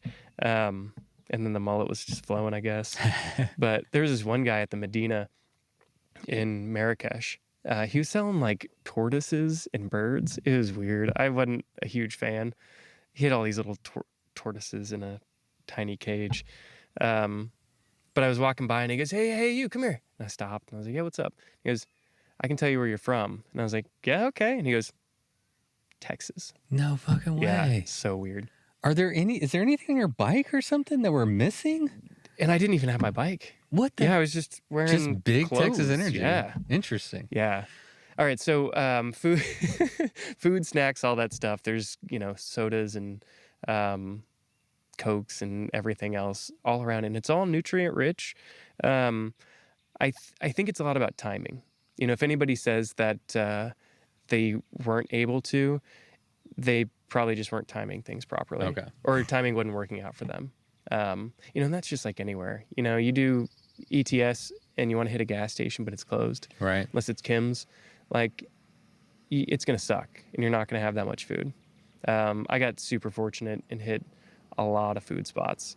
Also, there were, I think, 3 instances where locals knew that the race was coming through their area and they would set up coffee stations. So, like, climb this massive road hill, kind of on a highway looking thing. And at the top of the highway was this truck with a beautiful espresso machine on the back of it. Oh, nice. And like tons of snacks out in the front. And he was like, yeah, we're just here because you guys are here. And I was like, espresso, biscuits. Yes, let's go. I fucking love that. That's one of my favorite things about like hosting the Showdown series is when the community surrounding the event or like on the route gets organically involved, Yes. and we've seen that every year. Like this year, Salmon Lake, they're like stepping up and they're like going to provide food and Nice. like a place for y'all to stay, electricity and showers. They're just like, hey, we want to support what you guys are doing. So That's so good. it's one of my favorite things about it. I have 2 questions for you. I wanted to follow up and ask about the gifts. Maybe we'll come back to that, but don't let Okay. me forget. Yeah. Let's touch on your food poisoning or Yeah. whatever went on with your tummy. Yeah. Tummy issues. So I don't get tummy issues. So this was kind of a surprise for me. I usually have a pretty iron stomach. So it was CP3, which is mile like 550-ish. Got there super early in the morning. Alex and I made a huge push that night to get there because we knew it was like kind of a sanctuary. It was a hotel. So they had bed, shower, restaurant, all that. We get in at 6. I have first breakfast, which is like I had a giant bowl of pasta, like 4 cheese pasta. I had a half a pizza. I had an ice cream and like tons of liquids. Got a room, had a shower, went to sleep, woke up sometime, I guess like maybe 11 in the afternoon or so, had second breakfast.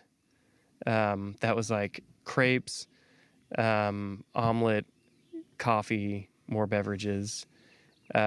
tried to go back to sleep, ended up just like resting in bed for a while because I just wasn't super tired. And then had lunch at that point. I think I had tagine for lunch because they didn't have omelets. And then I got some veggie tacos to go. So their veggie tacos are kind of like a panini kind of thing. So it's like very contained, had it in a little bag, stuffed in my bag.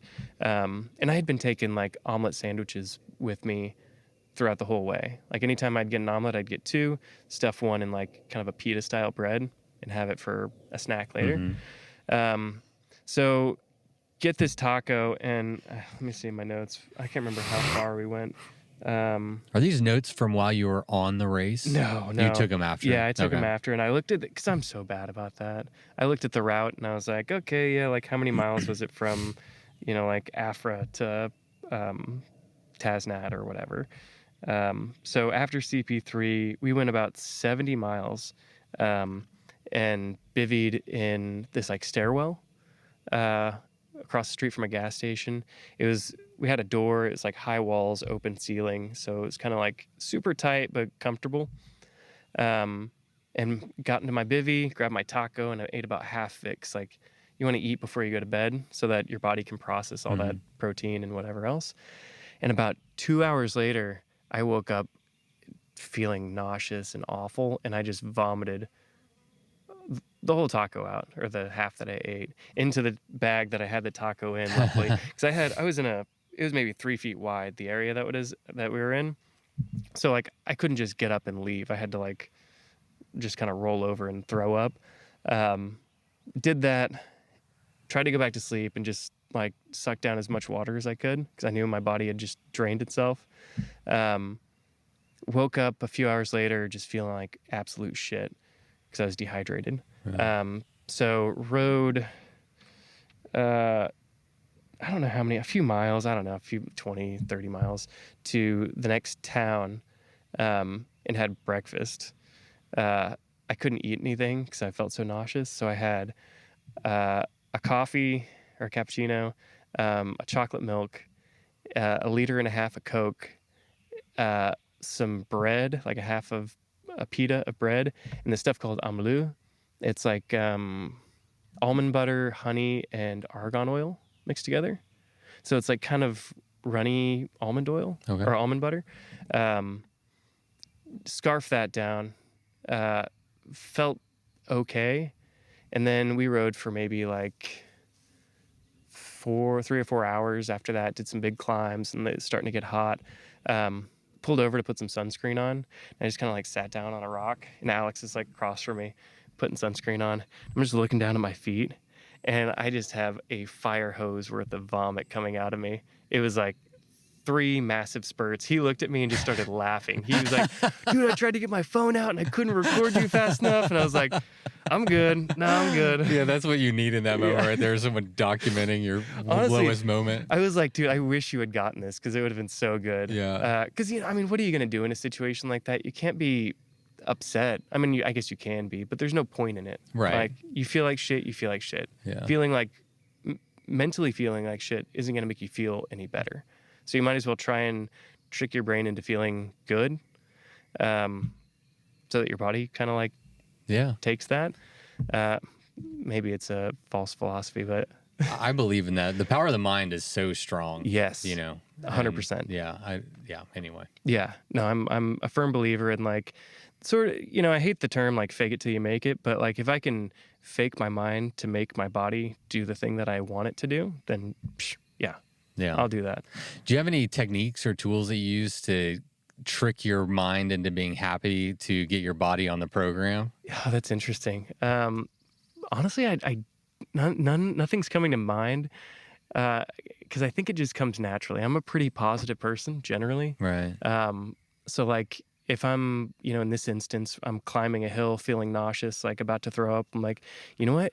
As soon as you get to the top of the hill, yeah, I'll let you throw up. You're good. And once you get all that out of you, you're going to feel so much better. Kind of playing yourself up a little bit. So yeah, I felt awful. I felt a lot better after I got 1/2 liter of Coke and all that other stuff out of me, but I was empty. like completely empty. So at that point, put some sunscreen on, tried to chug as much water as I could. And I brought probably more water than most people I met. I had, at all times, I had about 4 liters. Most people had like 2 or 3. Yeah. Just because I had an instance at high country where I ran out of water and felt like I was going to die. Yeah, no. Yeah, it was awful. I will always be one of the people carrying the most water. I have a real phobia of running out of water. Yeah. It's important. Yeah. And you're in the desert, and I mean, it is so crucial to what you're trying to do. Running Yeah. out of water and also having food poisoning is in direct contrast to what your body needs at that time. Yeah. Oh, yeah. And then finding clean water in places like that, or like even in Big Bend, can be kind of difficult.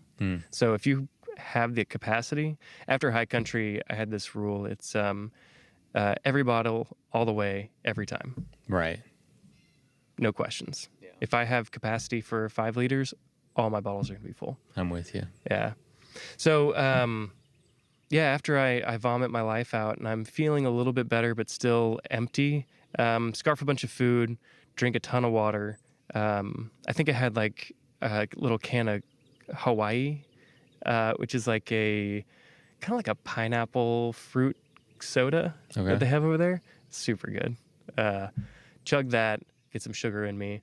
And then just so happened that the next section we were going into was this notoriously sandy section. It was like 15, 20 miles of straight, thick sand. Nice. It fucking sucked. Actually, that photo with the chips, that was, Niels took that at the beginning of the sand section. Okay. And I walked for about 2 hours through that. Yeah, that's rough. Hot heat, middle of the day, finishing my water. Feeling poorly at the same time. Yeah, feeling drained. Get through that, and oddly enough, at the very end of that, as soon as you come out, some guy had a little cart with a beautiful espresso machine waiting for us. So I had an espresso, popped over to the next town, which was Amsground. Sounds right to me. Yeah, that's about right. Where I had, yeah, I know, right? Yeah, it's wild. I tried to remember each of the town names, but it's just it's tough. Oh, you're doing great. Especially when you're in it. So I had an omelet there, of course, because I was still working on my goal of 80. Had a bunch of liquids, and I was feeling like dog shit. So I just posted up and took a nap for maybe like an hour and a half. Alex actually posted some photos on Instagram. I'm sure some people saw of me just like out in a chair. Like, I think he said something like he can bivvy anywhere. Yeah, I was done. And then, after about an hour and a half, we'd both eaten, and he was like, all right, bro, we got to like get going if we're going to go. And I was like, go without me. I'm going to just sit here. You just go do your thing. I'm cooked. Yeah. Like, I just mentally can't do it. And he's like, no, we'll wait. And I was like, fuck. All right. So I just like chugged another Coke, and I was like, all right, let's go. And it's this massive climb that we had out of there. And probably like 5 miles into the climb, something happened, and I just felt like $1 million.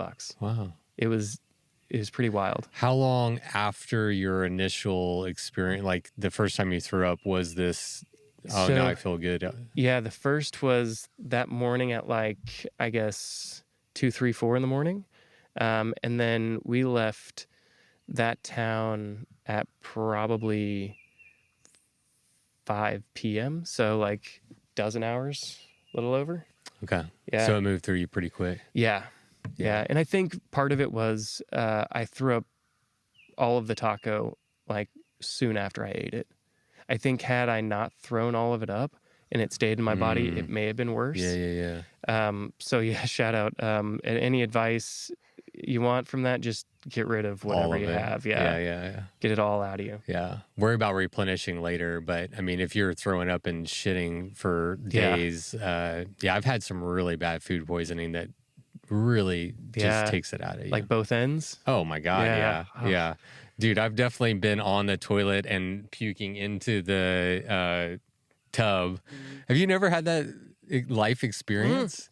I have, but not in bikepacking. Oh, okay. I haven't had it in bike packing. Okay. Yeah. I've never had food poisoning. My stomach is one of the things that I'm grateful for, that it generally will be fine with just about anything, you know, which is a real benefit. Yeah. Yeah. But I've just had other random experiences, food poisoning. Oh, getting sick or whatever. Yeah.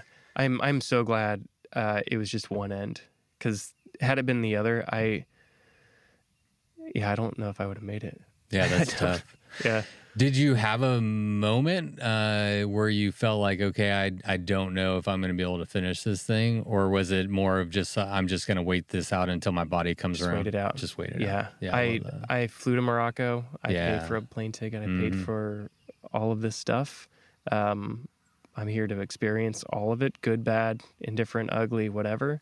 So if it put me down for 2 days, I would have waited 2 days. Yeah, fuck yeah. Yeah.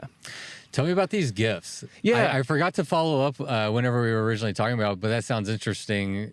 I'm curious, like, what kind of gifts did they give you? And I think you mentioned that you had some gifts to... Yeah. So it was kind of early on, after CP1. Actually, let me see if I have, like, when it was. Yeah, somewhere like under 200 miles in. I don't know, somewhere in there. So Alex and I are kind of going along, and I'm like, hey, I'm going to pull over and have a nap. It was like during the heat of the day or whatever, because that was my strategy going into it. Like, sleep a little bit during the day, get a lot of miles in at night, because I love riding at night. And it's usually cold, and I do pretty well in the cold. So we pull over towards this, like, they call them ruins, but it's just like dilapidated structures, kind of like rock huts. And I'm like laying halfway in the shade, halfway in the sun, because the shade's super cold and the sun is like scorching. And I'm like trying to sleep, and this guy comes over. He must be like 112 years old. He just looks so old, no teeth, super sweet, kind of hunched over, and he kind of had this disgruntled look on his face. He walked over to us and he was kind of waving us, like, and I was like, oh shit, he just wants us to leave. Like, okay, I get it. It's like, yeah, we're packing up. And he goes, no, dormir, which is to sleep in French. And I was like, okay, like, yeah, okay, yeah, what do you got? So he brings us over to his house, which is like down a little alleyway. And the front of his house is sort of like a lean-to tarp kind of situation. Kind of looks like a little porch or living room kind of thing outdoors, and it's made out of like old rice sacks and like burlap, just kind of strewn together. But you can tell it's like his chill spot. And he's like, his wife, his man cave. yeah, Yeah. his wife comes out and like throws blankets down and pillows, and she's like, sit down. So sit, and she brings out like a whole coffee table and puts it in front of us, and tea, some bread, and olive oil, and some like sweet pastries, and Minyu was his name, or something similar to that. And so he sits down and has tea with us. His wife is sitting like 20 feet away, having tea as well, but just kind of watching us. Because, culturally, I don't think she could sit with the men, I guess. Okay. Which I found so interesting, because she was watching and like kind of giggling as we were chatting as well. Like she was part of it, but 20 feet away. Odd. So we're speaking in like this broken French. I speak a little bit of French. Alex didn't speak any. He's a Spanish speaker. Okay. And then Minu speaks Arabic first, no English, and then a little bit of French. So we're breaking bread and having tea, and he's telling us about. And he had some almonds too. He grew the almonds from his tree he pointed out right there. The olive oil he pressed from his olives from a tree right there. Wow. And it was like some of the best olive oil I think I've ever had in my life. Yeah, no doubt. Yeah. And it was just the sweetest, like most genuine, kind interaction. Because you could tell he didn't want anything from us. He was just, I see that you're suffering over there, or, laying down. come lay on comfort. Let me feed you. Wow. Let me give you these gifts. And then, so we do that. And he's like, okay, now go to sleep. Like, you can rest now. So we sleep for maybe like an hour or so. And he comes back over and wakes us up. And he's like, more tea. So gets another pot of tea. And then his wife brings out omelets for us. And we have bread and omelets and tea with them. It was that was like a turning point early on in the race for Alex and I, where for one, we weren't racing in pairs, but at that point we were like, since we can't drop each other, let's just not try to as hard. Mm-hmm. You know? Yeah. I'm enjoying your company, you're enjoying mine. Like, let's just be unofficial pairs. So we actually texted Nelson at that point, and we were like, hey, I can't drop this guy. What can I do? You know, sorry. And that experience, I think, just changed my thoughts on like how that race was going to go for me. It went from race to adventure. Right. It went from race to culture experience. So yeah, as we're leaving, I'm like, I'm like, so do I need to like give him something? Cause like, I'm happy to. I got a bunch of snacks and shit on my bike. I don't have much, you know, and I don't want to give him money cause that feels like icky kind of. Yeah. It doesn't feel like, you know, like he gave you a real gift. He brought you into his house. Yeah. They made food for you, gave you a place to sleep, and you're like, here's $20. Yeah. Right. And I don't think he would have, I'm sure he would have loved money for one, but yeah, I don't think he would have accepted it or been like as keen. So I'm like digging through my You bag. can't give him your gremlin bell. No. I did consider it though. Oh, you did? Oh, yeah. Oh, man. Well, this is my second one, and I actually, my original one was a Cobra that I finished dooming in 20, whatever that was. And that got donated to the Australian Alps when I was over there touring. Oh, it yeah. fell off? Yeah. Okay. All right. Well, if anyone listens to this podcast, it has Eric's gremlin bell. Yes. If you're in Australia going somewhere towards Melbourne, maybe on the Hunt 1000, which is part of the route we did, if you find a little bell with a Cobra on it, you can send it to the States. I'll give you my address. Find me on Instagram. That'd be wild. Dr. Lovehouse. That'd be so cool. So yeah, I'm digging through my bag and I'm like, all right, what food like doesn't look disgusting? And you know, I had some cheese, like a big wheel of Gouda. I was like, I don't know. It's been I brought it from America. I don't know how good it would be for him. So I pulled out a bag of Skittles, like a really big one, and gave it to him. And he seemed pretty stoked on it. He was like, because he wasn't close to a town or anything. So it would have been a hike for him to get to like the nearest bigger town. Okay. And he looked at it like kind of like, what is this? But also appreciative that I was giving him something. Mm-hmm. And then later I was thinking, you know what? I mean, you didn't have any teeth. And I don't know how well it's going to work out. But he can suck on them for a while. yeah, I was just thinking, you know, down the road, he's just going to be sucking on those green, you know, Skittles. Yeah. Like, this is good. He's going to enjoy them for longer than the rest of us. Yes. Yeah. Yeah. So when you Googled it, what is the custom to return with a gift? It's not. No. Okay. But you just felt. But I just felt compelled to. Yeah. Like I couldn't take his hospitality, and maybe that's like the Southern in me or whatever.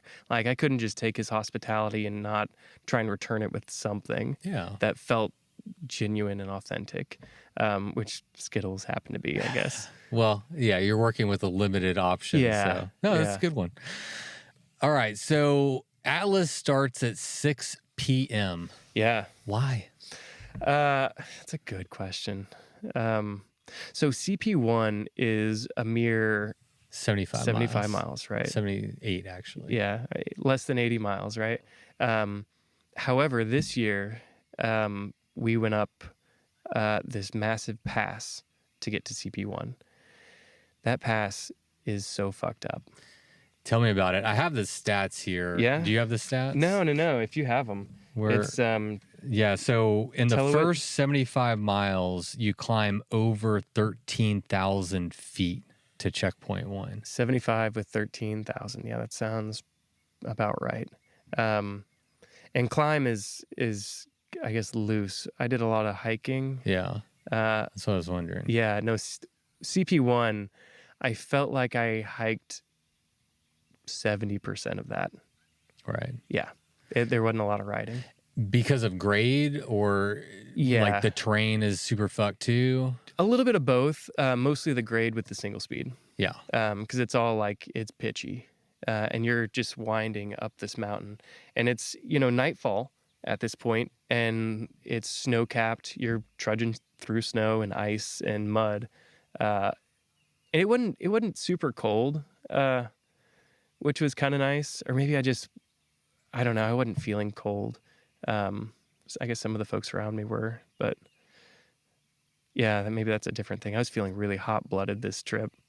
Okay. Yeah, I didn't bring pants. Oh God. Yeah, I just had my jorts on, my Riptons, and no chamois. I had like some yoga shorts underneath, but managed to stay. My legs got cold once on that trip. Anyways, so yeah, you got to climb this thing, and then the backside of the mountain is this mule track, which, oh God, looking back at it, it's like these massive rocks, sharp rocks that a normal mountain biker couldn't roll over. Like, you're walking all of this. Okay. So you're walking downhill. I think Alex, the guy who won, ended up riding all of it. That was the rumor. But he's also like a world XC champion. So good on him. Yeah. I'm a Texas one. So yeah, we don't have that.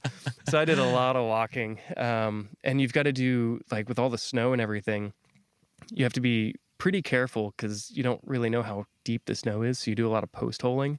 Like, you can take a step and lose your knee. Okay. Like, your thigh is in the snow. That and throwing around I think at that point my bike weighed like 85 pounds because it was fully loaded with food and stuff. So you're trying to lug that thing over these rocks. That was a hell of a start. But I'm super stoked that it started at night because that would have been so hot during the day.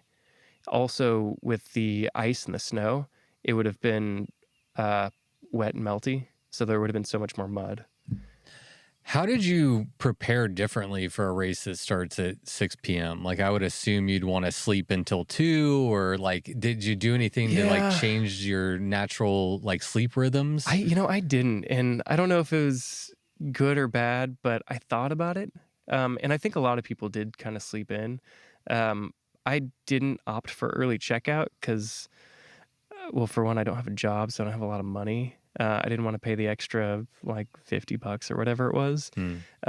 So I woke up at maybe 8-ish that morning, and had brunch at the Magador Aqua Hotel that we were all staying at in Marrakesh. And I pretty much just hung around brunch all day. I went for a swim. Okay. It's this aqua park with like slides and stuff. Nothing was working because the water was freezing. But I went for a couple of swims, and just tried to like keep my heart rate down and just relax. But I don't think I could have slept. How are you feeling in general, like at the start of an ultra race, and maybe like more specifically this one? Like, you mentioned like being calm. Do you? Yeah. I mean, are you scared? Are you freaked out? Are you excited? I'm definitely excited. I don't think I go into these things like scared or nervous. And I don't know if that's just how I am, or maybe I'm naive in that way. I should be a little scared or a little nervous. But yeah, super calm. I was going to say, I can't imagine it serves you, but I guess like a little bit of nervous energy can be good, right? Yeah. Like, but not too much nervous energy. Yeah. But you find you're pretty calm. So calm. Yeah. Wow. Like, maybe unnerving to some people how calm I am. I mean, I've interviewed a couple people on the podcast, and I don't think most people are calm on the start line. Yeah. Yeah. Most of the people I interacted with were like, for one, feeling the jitters from themselves, but also as soon as you get around 200 and almost 300 people that are also feeling those like internal jitters, it creates this like conglomerate of like anxiety. Uh-huh. I had a couple of friends, like my buddy Bahadir. He was like, I don't want to hang out at the start. Like, I'm just going to chill in my room because there's way too much energy, which Yeah. totally get respect.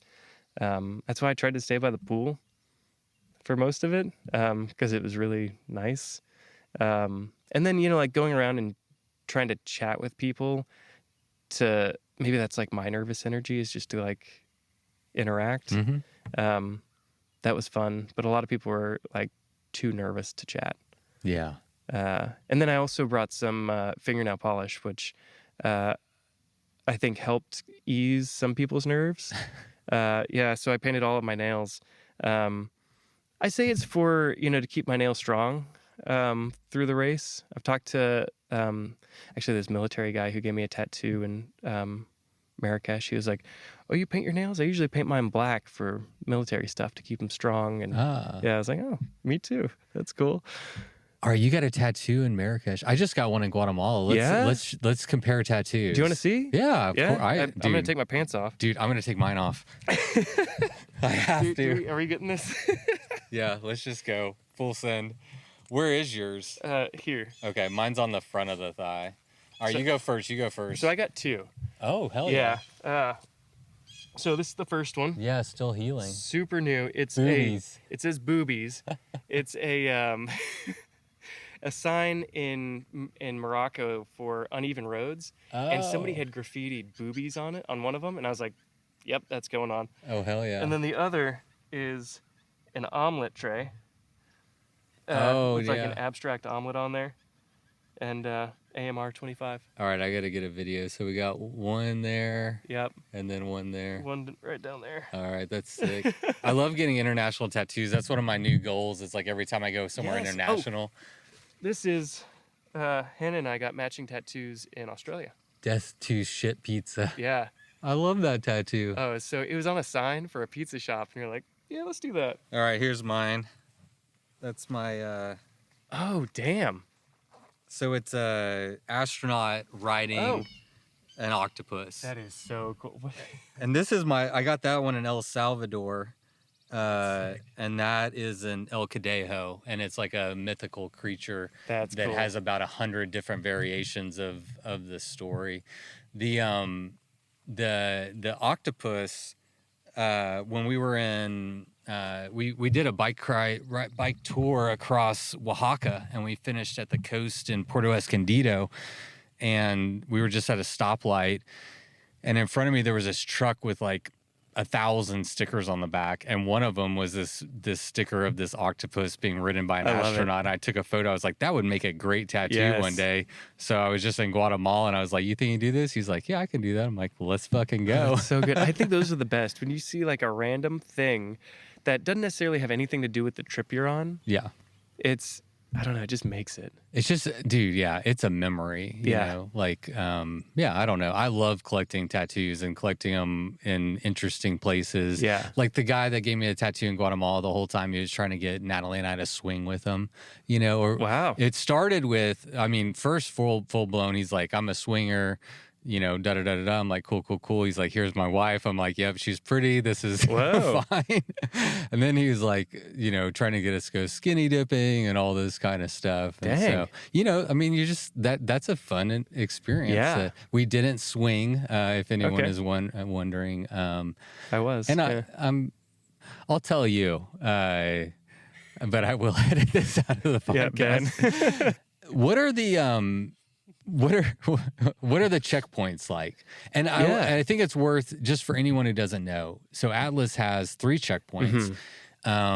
This is not a stage race though. Correct. So the difference is with stage race, you get to checkpoint and the clock stops, and then you can keep going. That's not the case here. Clock is rolling. Clock is rolling. Yeah, and you get this this cool little guy. Oh hell, you fucking brought it. Oh yeah. Oh, let me check that out. So I forget what they call them, but essentially it's like a passport. So with each checkpoint, you go and get a stamp, and then they write down your time. Oh, a brevet card. Brevet. Yeah. Thank you. Yes. Yeah. It took me a second. Yeah. Oh, this is so fucking cool. Yeah, no, it's a really fun concept.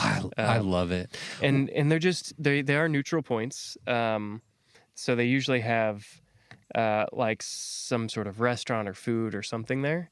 Also, volunteers are going to be there to help with, if you've got issues with your tracker or whatever, to kind of help there with that. Was it challenging to not get sucked in to the checkpoint? Yeah. Yeah. So CP1 got there. I don't know. It was dark. I don't remember what time it was. You know what? I guess it took me, I can tell you. We left at 6 and it took me almost 12 hours. So it was about 6 a.m. Okay. When I got there. Mel was there, Nelson, some other folks. So it was like kind of a chill spot. But you walk in and this guy, I forget his name, but he's like one of the locals that's helping out. And he's just like on it. He's like, what do you need? You need Coke? You need tea? And I was like, let's bring down that energy just a little bit. Like I'm cool. I'm good. I'm not in any rush. I'm not on the pointy end. So like we're good. Right. So I get my brevet stamped. Nelson tells me that my tracker is fucking up, so I've got to. I noticed that. Out. Yeah, I was trying to track you, man. Yeah. Mine was really doing some weird stuff. I got to figure that out. It's a spot 4. Mm-hmm. Spot 3s I've had really good experience with. Okay. And then the Garmin InReach, a lot of folks have had good experience with that. Unless Garmin goes offline and then you're kind of fucked. But I've only seen that happen like twice. So I got it figured out with Nelson's help and had my first omelet there. First 2 omelets, actually. I think it was like 8 eggs or something total. Several things to drink. And then I hung out over by Mel and like the CP room, I guess, for kind of a while. FaceTimed Hannah. That was cool. It was really nice to like talk to her and kind of tell her about the first thing. And she and Mel took my phone and they ended up chatting for a while. So I hung out there for a minute. Yeah. Alex, meanwhile, had already left because we hadn't like talked about anything yet. So I was like, all right, well, he's gone. So I'm going to go try and catch him because like he and I are racing. Yeah. We're the only single speeders here. So I get on and go. CP2 was, what was CP2? CP2 was a challenge to get to. It was a lot of climbing, huge descent beforehand. And I think if listeners go back to Mel's podcast with, for the Atlas this year, I'm on there at CP2 at some point, talking about the descent and getting Cindy and stuff, which is super cool and fun. Not so Cindy that I broke a wheel, but Yeah. just enough. The right amount of Cindy. The right amount, yeah. And I didn't fall at that point, so that was good. They had tons of food there. They didn't have omelets, which was really disappointing. I pulled in and I was like, Mel, what's up? Blah, blah, blah, blah. I was like, do they have omelets here? And she goes, I can't tell you. And I was like, fuck. This is not going to be good for my egg count. So I ended up having a tagine and some couscous. Couscous is also really popular there. Okay. Didn't stay too long there. Maybe a couple hours. A lot of people were staying and showering and sleeping there. But I was ready to go. And then CP3, that was the black hole. Oh, okay. Yeah, I got there at 6 a.m. Ended up staying there for about 10 hours. Oh. Yeah. Was this before or after the tummy troubles or? This was just before. So I got Right the taco before. from CP3. Right. Okay. Yeah. So CP3 is where I had 4 meals plus my 1 meal to go. I got tons of ice cream and crepes and stuff from there. Had a sleep, had a super long hot shower, which is always like that. If there's one thing in an ultra that revives me, it's a hot shower. Hell yeah. Yeah. A good hot shower. So yeah, those were the CPs. Really well stocked, super great people working those things. And it's a cool place to kind of interact with other riders as well. Because, during the race, you're kind of like yo-yoing and whatever else. But there it is sort of neutral. So everybody's just kind of chilling. Got some really good hangs in at CP2 and 3. What was the best CP of the route for you? 3. Yeah, sound like it. Yeah, hands Really down. sucked you in. Yeah, that shower and just like a bed to sleep in was really nice. All right. So when did you hook up with Alex? Let's see. What's Alex's last name? I have a note here. Kowalski. Yeah. Alex Kowalski, He goes also by known as Cowabunga. Cowabunga on the internet. On the internet. Yeah. A lot of people will know Alex.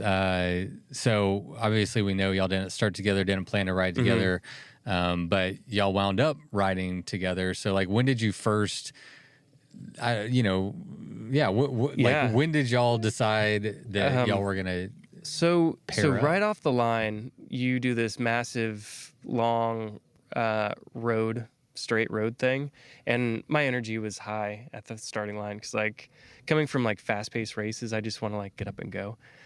So I'm up at the front spinning at like 18, 19 miles an hour, which is about where my bike caps out with the gearing ahead. That's fast.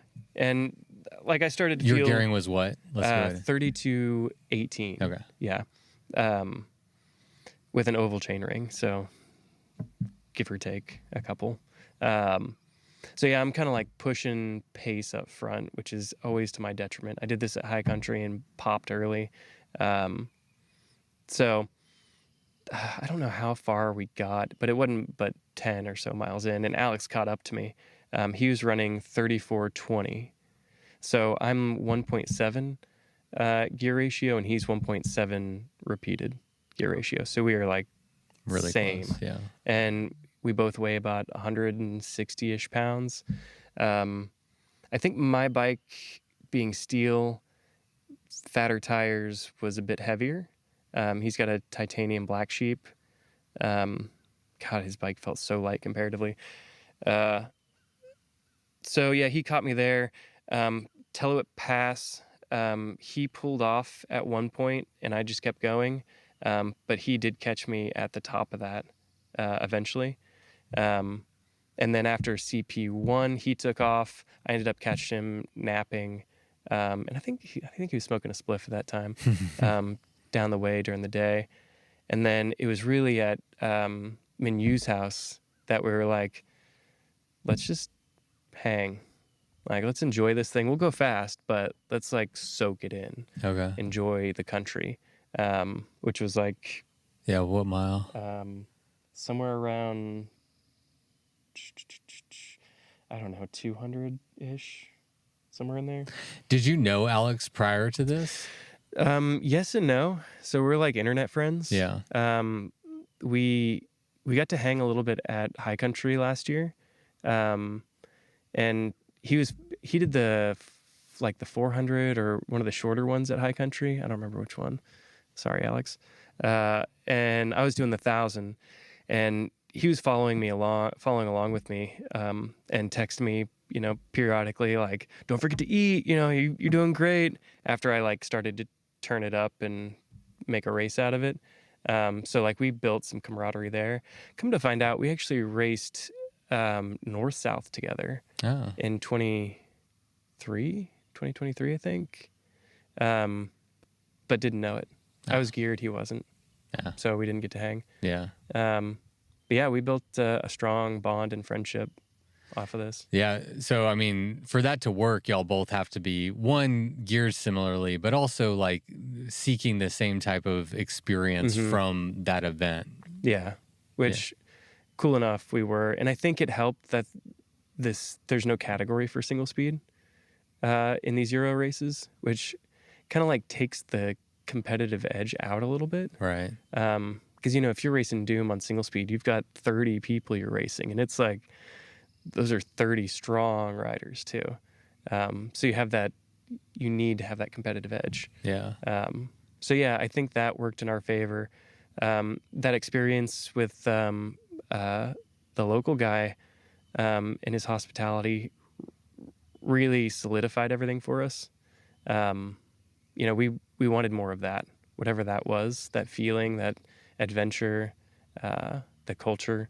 We needed that in this. So you, towards the end, got your your sickness, and he decided to wait for you. Yeah. So at that point, y'all just kind of we're in this together. Yeah. Yeah. We paced well. We had really good conversation. Afterwards, it's funny, we were hanging out with some of the other people and we were talking about bikes and gear and stuff. And we stopped and looked at each other and we're like, dude, we didn't talk about bikes at all. And I was like, yeah, that's such a good feeling, I mean, typically in bike things, it's always like, where do you get your wheels from, or who's your sponsors, or who's your whatever. But it was all just like either philosophical or like, what are things happening in your life? Where do you come from? Those like relationship builders. Yeah, I'm into that. Yeah. I like that a lot. It was so nice. Let's you want to do some listener questions? Yeah. Did you get any more? No, I think that was about it. All right, let me see. So we talked about the stomach bug. Yeah. You remember who asked about the stomach bug? I think, let me see if I have internet.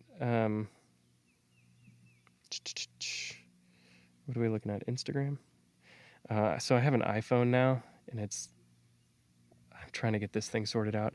So part of the getting my phone stolen, I didn't have a phone for like over 24 hours. So leaving Morocco, flying to Paris, I didn't have a phone. Yeah. So I was in the airport for that sucks. all of that time.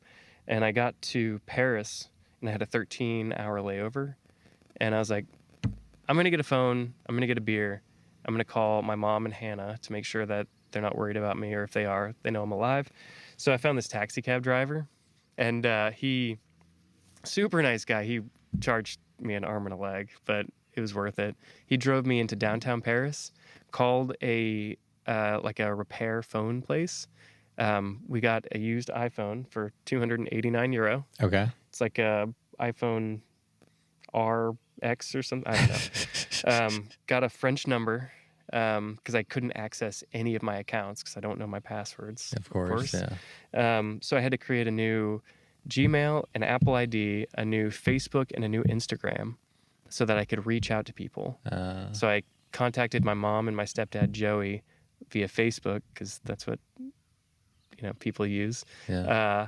They thought it was a scam, so they didn't get back to me. I created an Instagram account, and I messaged Hannah.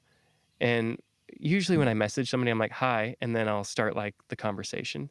Well, if you're not friends with them on Instagram, just if this happens to anybody, word to the wise, put everything in that first message because it only allows you to send one. Oh. Yeah. So you just hit like hi as one message, send. And then you were blocked. Hey, my phone got stolen, blah, blah, blah, blah, blah, blah, blah, blah. Cannot send message. Did not know that. Yeah. Okay. So I was like, fuck me. Why? So in my bio, I put Hannah, ... lost, phone got stolen, blah, blah, blah, blah. Here's my French number. And then she called me like 5 minutes later. Oh, that's amazing. Yeah. That's smart. I was it was such a conflicting thing to not have a phone. Because for one, I couldn't like check into my flights and do all that stuff. But it was so freeing. I wasn't tied to anything. Nobody knew me. And I didn't know anybody. It felt so good. But I had this internal monologue of shit. Some people are going to think I'm dead and they're going to call Interpol or somebody. I talked to my mom finally, and she was like, oh, yeah, that sucks. Yeah, I'm going to go get my hair done. Yeah, we're about to leave for our cruise. And I was like, you didn't even know. You're like freaking out about it. Meanwhile, Hannah called Air France, and she's like, yeah, she was worried, but like keeping it cool. Should have turned on your spot tracker too. That would have been too smart. I don't know. Yeah, no. Oh gosh, what's his name? John. John. All right. Asked about the stomach issue. So who asked about how many mushrooms did you eat and how did you bring them to Africa? That was a good question. That was Natalie, of course. Natalie who? Nat Daddy? Nat Pete. Okay. Yeah. Zero. Zero mushrooms. I wanted to, and in hindsight, I would have, or I could have. I don't think it would have been an issue. However, I kind of have flipped my thoughts on mushrooms and racing. All right. High country did that to me. So the start of high country, I ate a little mushrooms and ended up trying to go stay with this guy that I called the Stallion, another single speed guy, out of Kansas. Ended up blowing up, running out of water, vomiting on the top of like Mount Magazine or one of those mountains over there, and slept in the woods for like 12 hours, just awful, dying. It was like 20 miles to the next aid station or water station or whatever, and I didn't think I was going to make it. I thought I was going to die in the woods. So after that, I decided I don't think I'm going to do mushrooms during a race. Yeah. Touring, however, yes. I'm not pressed for time. I'm not trying to like ride my bike super fast. I'm just trying to enjoy myself. So yeah, didn't bring him to this. I've always been scared. I had like one, not a bad experience riding at night on mushrooms. And I felt like trapped, but not like I've done enough mushrooms. I'm like, it's fine. Like, you're not trapped. Like, but I don't know. It didn't. You get that tunnel vision. It kind got of? the tunnel. Yeah. Where I was just like in this tunnel, and I don't know. I wanted to have more of Open an air, expansive, like experience. And, so I don't know. I haven't had a lot of. Yeah. I think maybe location would help with that too. Like mushrooms in the desert. Awesome. You've got nothing's really like if you're here in East Texas or like in Arkansas, we've got these tall pines and stuff. It can feel like very trapping.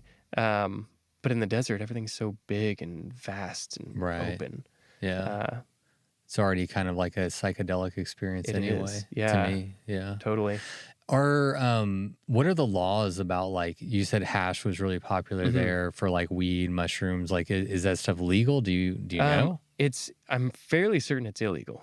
But there is hash everywhere. Yeah. So when we got there, Alex was looking for some, and we went out to this place called the Clock Cafe in Marrakesh. It was like a vegan cafe. It was super nice. And he asked the waiter, because that's what he does, I guess. And the waiter was like, yeah, there's a guy outside and it's kind of sketchy. But come to find out, like full circle coming back to Marrakesh after the race, you walk down the street and there's a guy, and you know that you can see the guy, and he's just sitting there like posted up against a wall, and he walks by and he's like, some shoes, some hash. And you can get it anywhere. Yeah. When the second tattoo artist I went to was Valhalla Tattoo in Marrakesh. Super cool guy.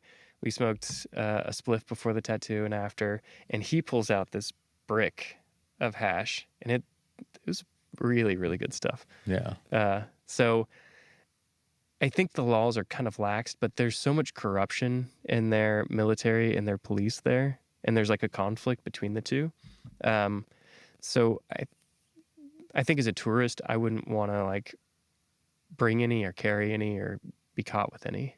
And then as far as mushrooms and other things like that, I don't think that's a thing there. Oh. Yeah. Yeah. Like there were some hash guys, and I was like, I don't want hash, but you got mushrooms? And he's like, oh no, not here.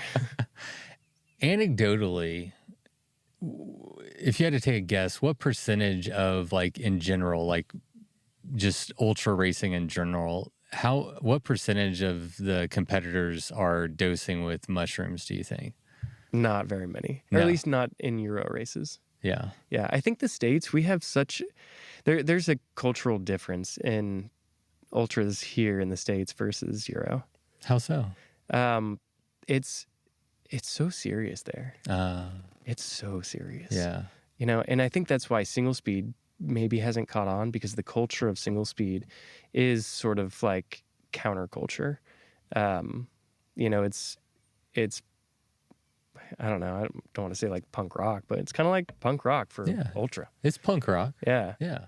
And we sort of have, or most single speeders kind of have like a different outlook on life and a different outlook on the race perspective. And that doesn't translate, I don't think, to Euro. Okay. Yeah. Interesting. Mm-hmm. Yeah.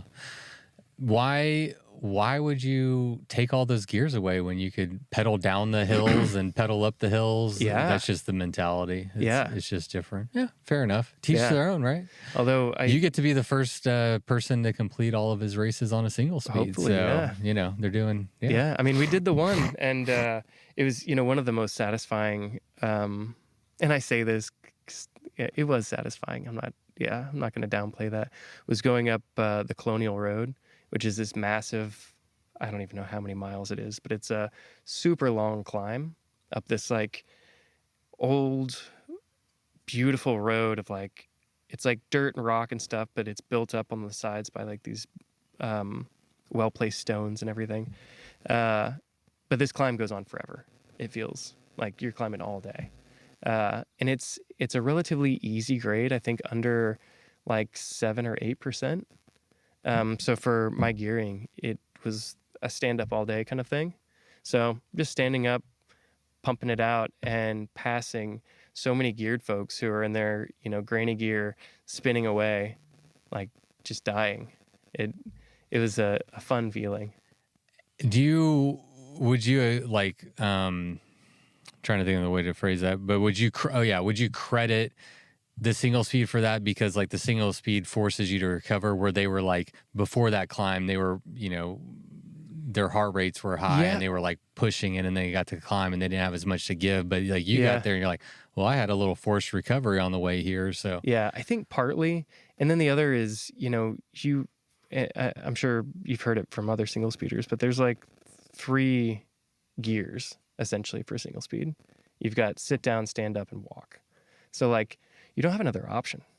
So if you have to stand up for the next 20 miles where you're climbing, that's what you're doing. mm-hmm. You know, you don't have the option to like sit back and just spin it out. You can stand for 5 miles and then take a pause, but you're going to be standing for the next, you know, 10 after that.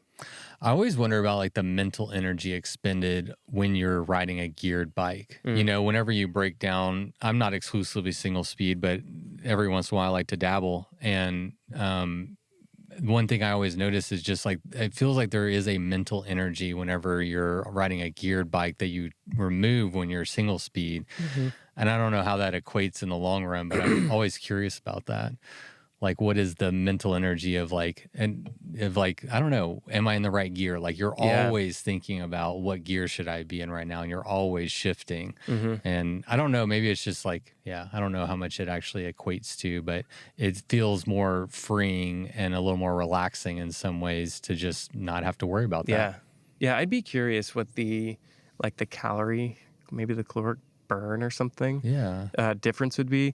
I do think single speeders probably burn more energy just because we have to, you know, put down more force when somebody can shift into an easier gear and kind of use more aerobic than anaerobic. Getting on and off your bike a little bit more frequently. Standing up and sitting down more. Yeah. Like there was one road pass that I walked, I think 7 miles up, just because I couldn't ride it.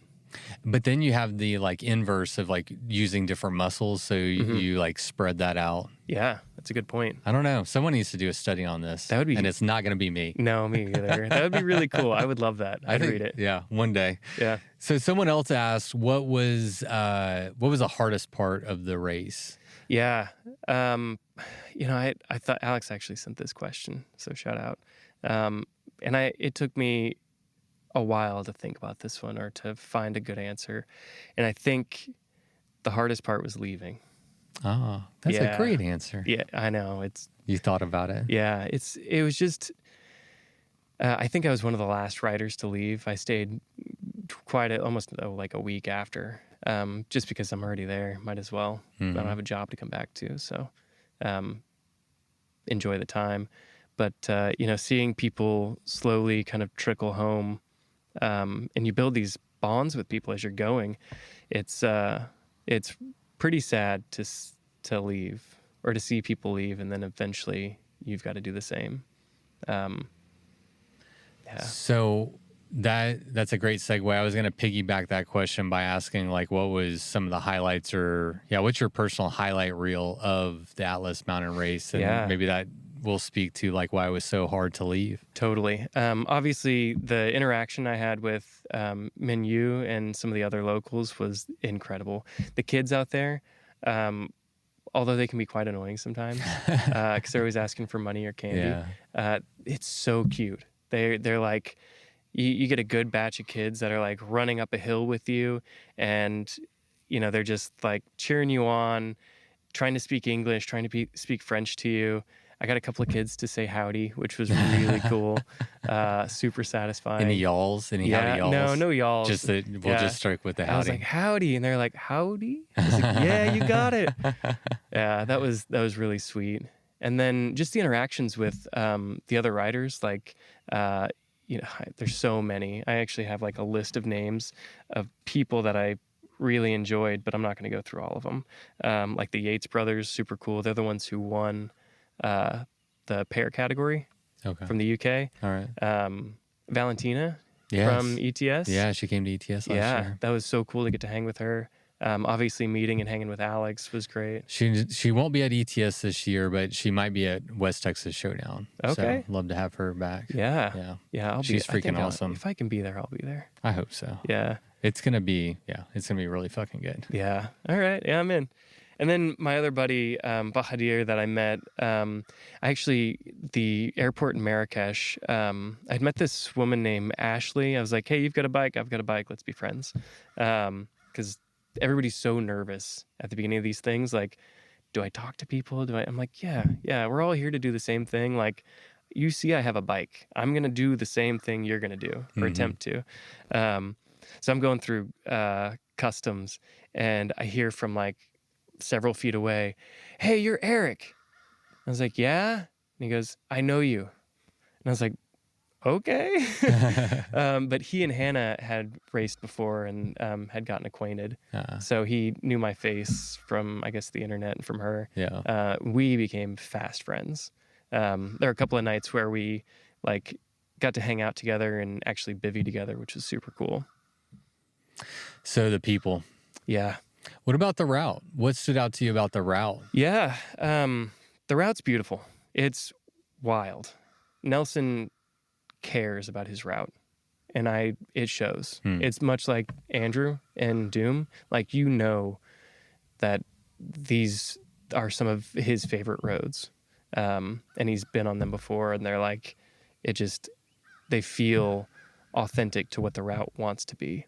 I mean, there was this one part where I'm going through this tiny town, and all of a sudden the sides of this trail drop out into like a ravine or little ditches, and you're on this weird single track that goes through a town. Meanwhile, there's rushing water on either side of you, and that's sort of like their plumbing system.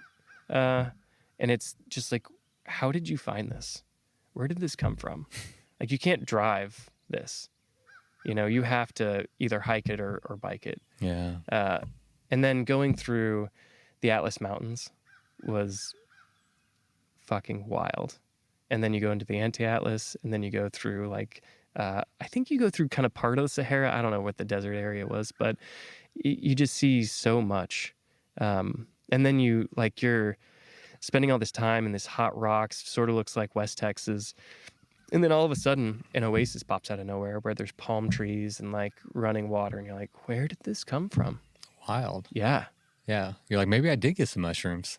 Honestly. Yeah. It was such a beautiful route. Very well curated. Which one, prior to racing Atlas, out of the 3 Mountain Series races, which one were you the most looking forward to? Or maybe you haven't experienced it yet? Which one? Yeah, I'm taking it as it comes, honestly. Yeah, just experience it for what it is. Yeah, I was really stoked to be in Morocco, because Africa, right? Like, I hadn't really dreamed of going to Africa like this. Yeah. I'm really excited about Hellenic, but it might just be because it's next. Greece is going to be really pretty. And knowing that a lot of the course is like downhill mountain bike stuff, which is sort of my bread and butter right now, I am just so excited about that. Like, I'll probably do the 2.5 E-lines on front and back from Terravel and just smash those rocks. Assuming that I'm going to take the same bike Yeah, I'm working on. I want to get a Thai bike, but Ooh, yeah. I love my Karate Monkey. May I recommend the Hayduk Thai? Oh yeah. Best bike I've ever ridden, and I'm not sponsored by them. Oh, all right. Yeah, I mean it doesn't make sense how good that bike Really? is. Yeah, yeah. Like it's really I can't explain how good it is. Like on technical stuff, on flat stuff, like the bike is just so I'm interested. fucking good. I don't know, maybe it just fits me just in the right sweet spot. And some do, yeah. Yeah. That's how I feel about the Monkey. It's like it's steel, it's heavy, but it like we know each other. And steel's kind of weird like that. I don't have a Thai bike, so I don't know if that's a similar sentiment with Thai. But with two of my steel bikes, they are like my soul bikes. When you say that, like, you don't know if Thai has that, what are you? Because like the thing I'm thinking of is like it's just dependable. You know exactly what that bike is going to do 100% of the time. And my experience is you can get that through steel and Thai, right? Where you're just like, this is a trusty companion. Yes. Yeah, and that's sort of I think the thought on it. Like I know this bike will do everything I want it to, and more than often it gets me out of really shitty situations. Do you have a Thai bike in mind if you had your dream bike? I don't actually. Yeah. Yeah, there's so many Thai brands out there, and there are some that I think are better quality, just like nice welds, and things like that I've looked at. But realistically, being unemployed, I can't afford one. So if a Thai company came up to me and was like, "Hey," and I like their brand and their image and what they believed in, I'd probably go for something. Give Esker a call, man.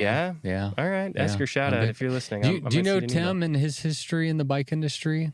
So he was part of the team that brought the Salsa Fargo to market back in the salsa days. Whoa. So he's an OG adventure cyclist dude who has a reputation and history of making legit adventure bikes. Yeah. And I interviewed him for the podcast, and he's not giving away his secret sauce, but I'll have to listen to that one. It's been one of my better episodes. And I'm not surprised. Tim's an absolute OG and a legend, and very well respected for what he does, like with his bicycle machines. And I don't know what his secret sauce is, and I swear this isn't a sales pitch. I'm just so in love with that bike. I'm just like, I can't even. I'm just shocked and happy and giddy every time I ride it. That's awesome. Yeah. So Esker Hayduk Thai, that's my plug. All right, Esker. Yeah. Shout out if you're listening. Great company too. Yeah. And the Hayduk is named after the Monkey Wrench Gang, which is the other tattoo that's up right next to the octopus is a monkey wrench from like Edward Abbey's Monkey Wrench Gang. And Edward Abbey, he wrote Desert Solitaire. So to me, like Desert Solitaire is like the outdoorsman's Bible. Right. Like he was one of the first. Well, he wasn't one of the first. He was one of the most eloquent and visible people who was really fighting against like developing our national parks and really like a true defender of wild places, you know, which is at my core, like the most important thing to me is like we have these beautiful outdoor resources and it's up to us to be defenders of them, to vote for them and everything. And so, Edward Abbey, I'd put that on your reading list or Audible list. If you listen to Audible, I'm always plugging Edward Abbey. All right. Here's a fun question. I've never asked anyone this before. Okay. Cool. How would you, based on like the goals and the expectations that you set for yourself personally going into Atlas, how do you grade your experience, your performance there? Solid C, honestly. Oh, a C. Yeah. I was expecting a higher rating. Well, I like I said, I had two goals. The eggs we fell short of. Yeah, I fell really short on the eggs, and I'm really disappointed in myself for that. I'm gonna figure out how to recoup that in Greece. Okay. There are a lot of places to eat in Greece, and I want to figure out which dish or specific type of food that I can make work for me. Because to me, it was a fun goal to try and reach. And in Morocco, there's really only like 2 or 3 dishes, so it's not like I'm missing out on the dishes there. And each omelet, depending on what small town you're in, can be different. Like there was one that was sort of like what is that dish called? It's like a egg with like tomato. I'll have to think about it later. Maybe I'll add it to our notes here. But every omelet was a little bit different. Some put onions, some cooked the eggs longer, some shorter. So because of that, I give myself a C. Just because the eggs? I had 2 goals. How many? I was trying to do the math while we were talking about how many eggs per day. So you wanted to consume 84? Was that Yeah. right? Over 800? 80 eggs 80 over eggs. 800 miles. Over 800 miles. Yeah. Over 7 days. So yeah, that's a lot of. It's like 10. It's almost a dozen a day. Yeah, it seems obtainable. Yeah. I mean, Yeah. especially when each omelet is between, 2 and 4, depending on where you're getting it. And, there's this Carlota, this German woman who, super cool story. If you get a chance to talk to her, be pretty sick. Okay. She rode her bike from Germany. She's 19 Oh, to the race and back. okay. But there was one stop we went to, and she ordered 5 omelets and stacked them up and ate them. And I was like, that's how you do it. Yeah. Why didn't you meet that goal? Was food poisoning a part of that, or was it just access to eggs? I think food poisoning definitely helped in not achieving that goal. Also, I was banking on omelets at all the CPs, and CP2 disappointed with that. The tagine and the couscous were great, don't get me wrong, but really wanted an omelet. And then CP3, by the time I was ready for my 3rd meal, they had stopped serving omelets because I was going to have a couple at that and then take some to go. Yeah. Because that was kind of the move. I'd eat like 2 or 3 at a place, get one to go, stuff it in some bread, and chuck it in my bag. I love this. On the East Texas Showdown, you can get some of those pickled eggs that they always have in the on the counter at all these gas stations. Yeah. I mean, I feel like they've been there for decades and no one ever eats them. Like, who are the people that are eating the pickled eggs on the counter? I might have to try that this next round. Do it. I don't like pickled things very much, but Someone needs to try that. yeah. Yeah. And I think I want to make something like this a reoccurring goal because it just changes the race for me. You had a bee friend. Go on, bud. Really likes you. Yeah. Oh, it's my honey. You had a cocktail. lozenge. Yeah. Yeah. Yeah, it kind of changes the perspective of the race for me. Like, yeah, go fast. Yeah, do cool, fun, hard things. But also, like, make sure you stop. Make sure you taste the food. Make sure you smell the roses. Like, make sure you do the stuff that give you the memories, Because anybody can go fast. But Anyone can do that. right. I mean, anyone can try and go fast. Yeah. Well, and fast is relative, right? Because, True. yeah. But what you're talking about is soaking up the experience that, in a place that you've never been before. Yeah. And like, if you're going, even if you're at the back of the pack, you're going fast, you're minimizing stoppage time. Right. And, so. Yeah, do the adventure. Yeah, do the adventure. I love that, man. Yeah. So next up is East Texas Showdown for you. That's next, yeah. Yeah. That's next. And like, what is today's date? Almost a month to the day, actually. Oh, A really? month and 3 days. I've got nothing in between then. That's surprising. I have this massive calendar Yeah. in my. Oh my gosh, how to use this fucking iPhone? So sorry. I'll teach you. We'll do a little lesson after this. I don't know how to use an Android, so. So I don't know if you can see this, but I've got this massive calendar in my kitchen. Oh yeah. Oh nice. Yeah, it's something I did Oh, last year, sorry. and I don't think I have any nudies on here. No nudies. Darn. Yeah, it's a new phone. The old one. So. I'll have to teach you about the hidden folder later. Oh yeah. Okay. Mid-South is next. Yeah. Bikepacking race though, East Texas Showdown. Yeah. Bikepacking race, ETS, and then Stagecoach, and then I'll be in Europe that next month for the next couple. So help me sell some tickets to ETS this year. We got a few left. I think we have like 214 registered, and we got like 36 spots left. So I think we might get to 250. We'll get close. But East Texas was your first ultra race, which is something that I'm really proud of. Like, I believe it was Hannah's first ultra Yeah. race too. And a lot of people use East Texas as like a gateway, and that's the way I consider it, is like a gateway event into It totally is. bike packing. Yeah, it's so, especially with the different routes where you don't have to do 400. Mm-hmm. You know, you can do, what are the two? Yeah, 170 and 280. Yeah, where it allows that ease of access, because bikes, generally getting into bikes is already, there's such a barrier to entry. You know, bikes are so expensive. Bike packing gear can be so expensive.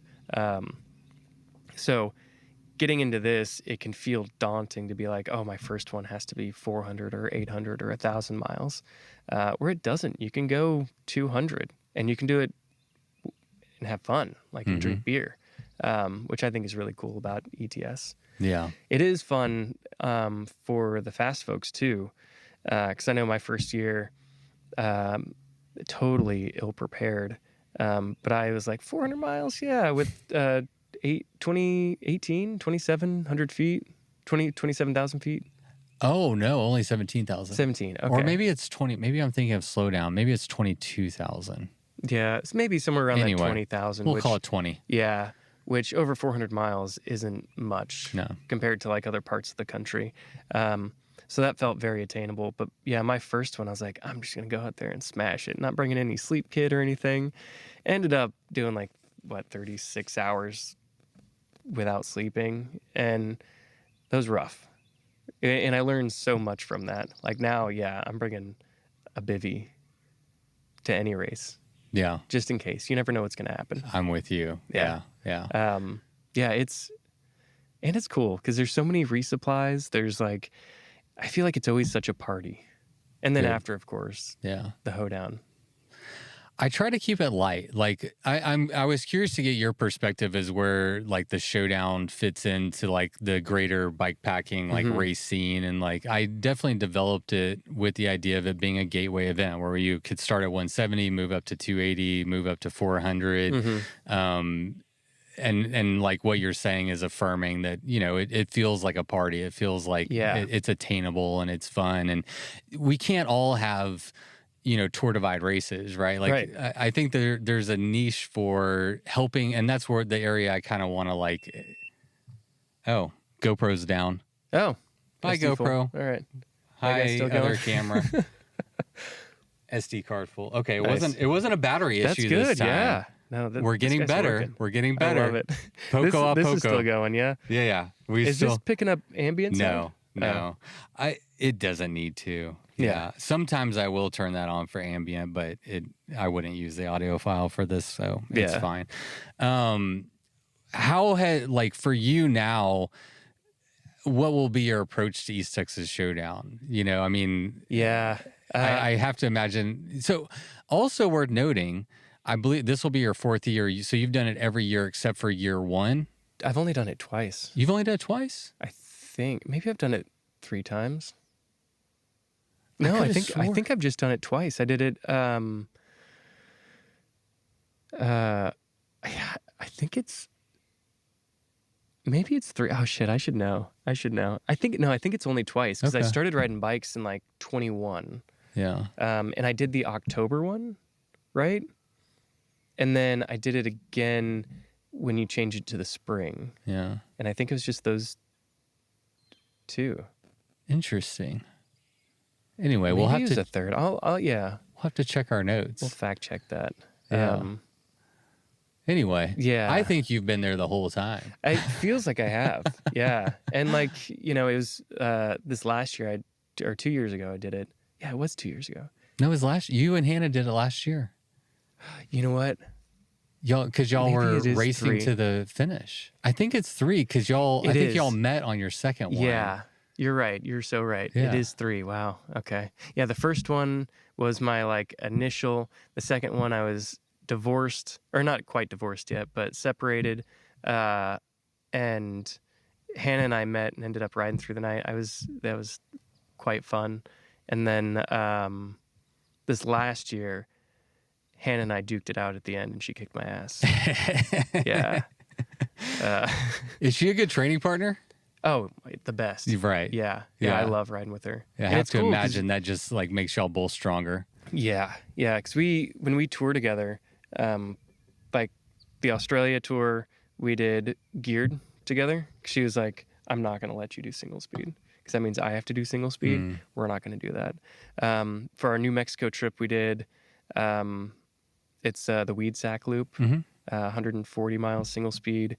And then the 2 tours we did this year in the deserts were single speed. Okay. So it's nice to like have a partner who's willing to try something cool and weird and different and also be able to just fucking smash it on something she's not used to. Yeah. Fuck yeah. Yeah. She's kind of a badass. But y'all both are. So what will be your approach to ETS this year? Like I have to imagine that it doesn't come with, I mean, you're already a chill guy anyway, but I have to imagine you can kind of just show up and are you gonna take a fun approach? Are you gonna go balls out? I think I'll probably end up going more fun. But I think I'm going to be doing the long one. Because I considered doing the shorter just to like have Why the not? party and Yeah. stuff.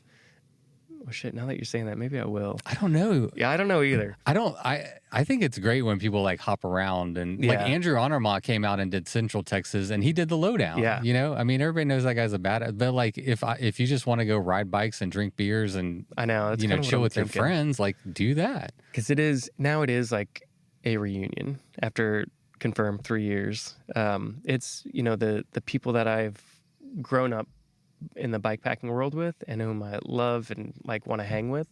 And although there is fun in like smashing 400 miles in 30 some odd hours, I kind of do just want to chill. Yeah. Although I do want to do it on single speed really fast. So That's tough.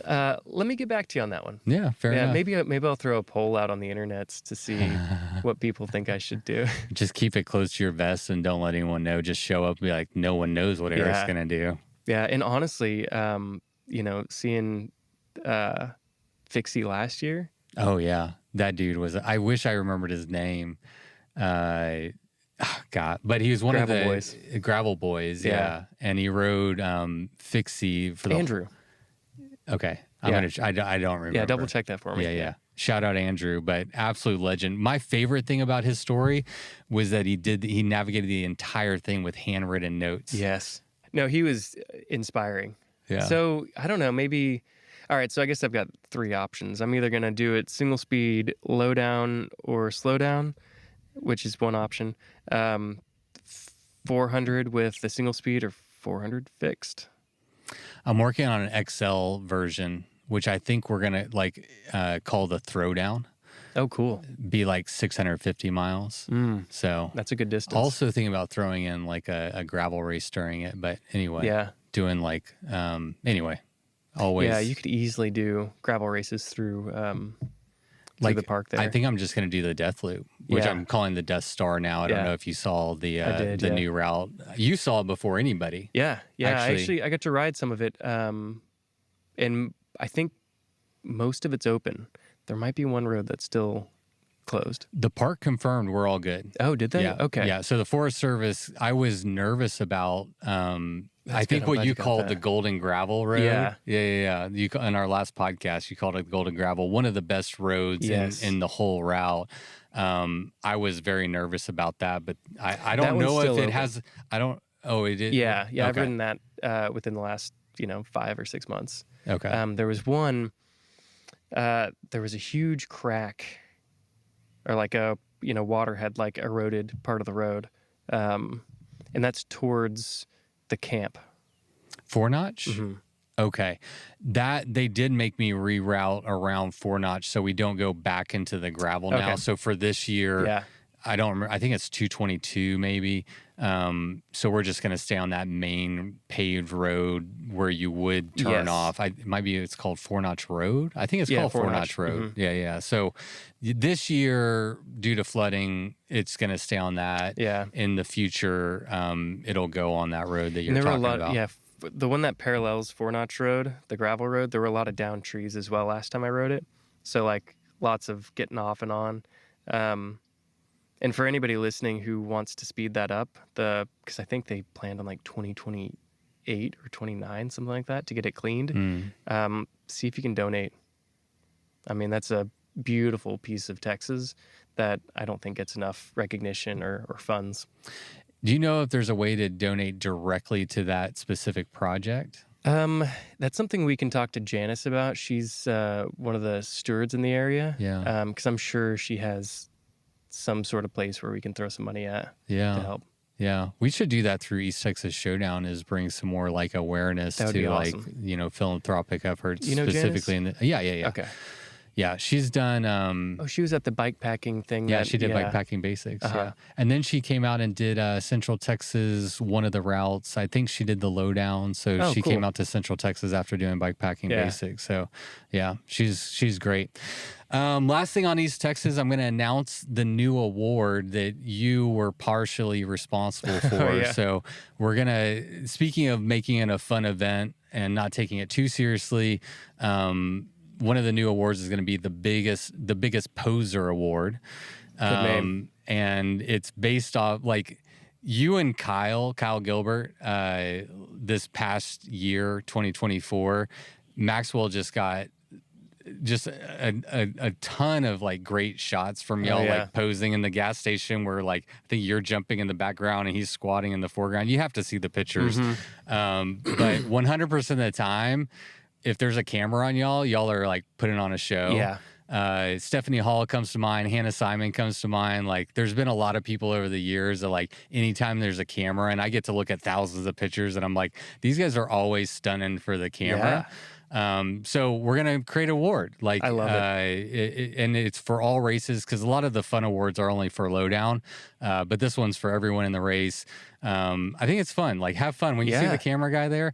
You weren't at Central Texas this last year, but someone stopped right before the finish line, like right out of view, and attached a kite to their bike and got a kite going, and then like rolled in the finish line with a kite going. Wow. You know, like more of that. Yes. More of that. Yeah, it just makes it more fun. And when you see Maxwell or whomever out there, oh my gosh, every time I saw Maxwell, I just started beaming. Yeah. Like, you just can't help it. But you ride a little bit harder, a little bit stronger, and you get that little boost of energy. Like, it's so good. I always worry as an event photographer that people think I'm just some weird dude in the woods, you know? Yeah. Especially like if it's you know, solo females coming, like I'm always trying to like present myself in like a non-threatening, because I don't know if you remember my old like van, but I had like this straight up kidnap stalker van going on for like a while. I missed that van, by the way. It's a good van. Yeah, my Subaru died going to the Tour Divide, and I couldn't have both vehicles anyway. But yeah, just that van parked in the middle of the woods, the middle of fucking nowhere, and you see some dude roll out. Yeah. So I try to like, but I wonder if we should get him like vest or something, but that's a different. Yeah, or just like introducing everybody up front. Yeah. So that you're like, if you see this guy, like, do something cool. Be cool. We've done that in the past where I've even like point out like that's what their car looks like and stuff. But a lot of times the event photographers haven't gotten there in time for like the pre-race meeting, so I haven't been able to like point them all out. But anyway, when you see the photographer on the side of the road, just have something planned. Have fun with it. Yeah. You know, it's not serious. No, I mean, it doesn't have to be. it doesn't have to be. It can be if you want it to, but Yeah, some people take it seriously. Yeah. Well, it's all, I don't know. It's serious. You can have fun while doing hard things, Yes. and that is the perfect balance. Like, if you're not having fun riding bikes, what the fuck are you doing? That's what I would Exactly. say. So yeah, do hard things, push yourself, get food poisoning. If you're Andrew Honorma, you got to duct tape your genitalia to keep it from rubbing the sand against your thighs. Ouch. You know, Yeah. I mean, do all of that, but also have a good time while you're at it. yeah, might as well. Yeah. You're out there doing it. Eric, you're a freaking legend, man. It's been fun. Like, I've got to take a back seat, and I was there for your first event and just watched you like grow in the sport, and you're doing it right, man. Like, you're finding your own adventure. Appreciate you're that. doing cool shit and having fun along the way, it seems like. Yeah, I love the family that, you know, is being cultivated from U.S. bikepacking and now international. Yeah, I fucking love this stuff so much. Like, have you met a shitty bikepacker yet? Don't have to call him out if you did. I don't think I have yet. You're hard for us to think of somebody. I'm really, really trying to think. I mean, no. Yeah. But, when you resonate high and you try and pursue positive energy, typically that comes back at you. Yeah. And I feel like in this sport, most people are resonating like that. Most Yeah. people are like pursuing that positive energy. Absolutely.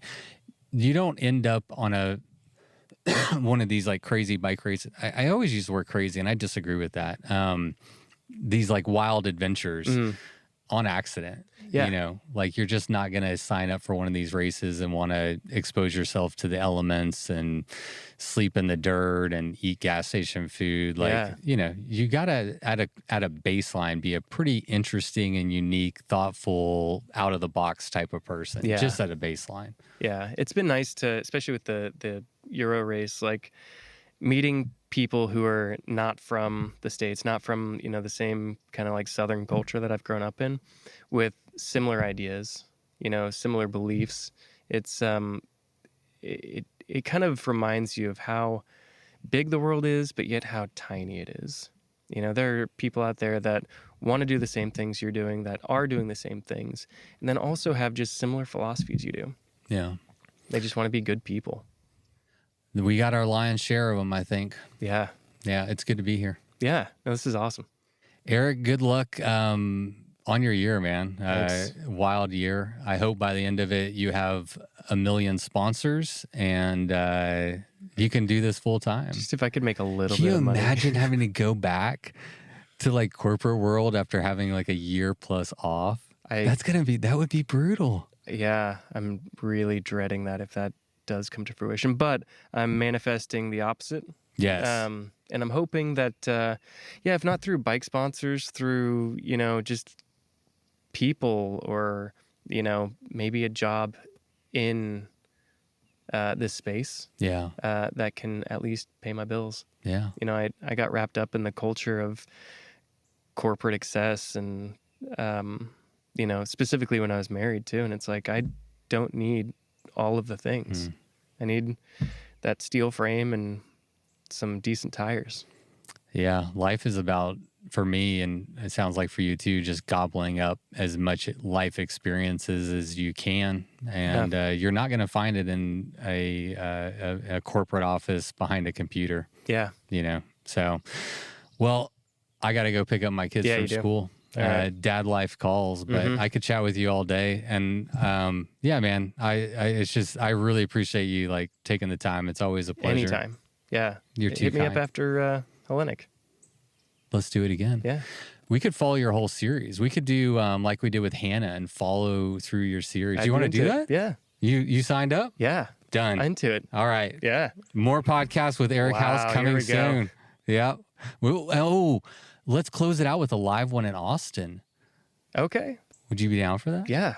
Yeah. That'd be interesting, but yeah, I'm into it. It'd be fun. Yeah. We could maybe like we did because we had Hannah and we had Stephanie, Russell Pickavant, sorry, Russell. I think Ariel was on anyway, we had a little panel there, and so it was a good combo. Yeah. I'm not shy. It'd be fun. All right, buddy. Cool. Fuck yeah. Thank you. Thanks.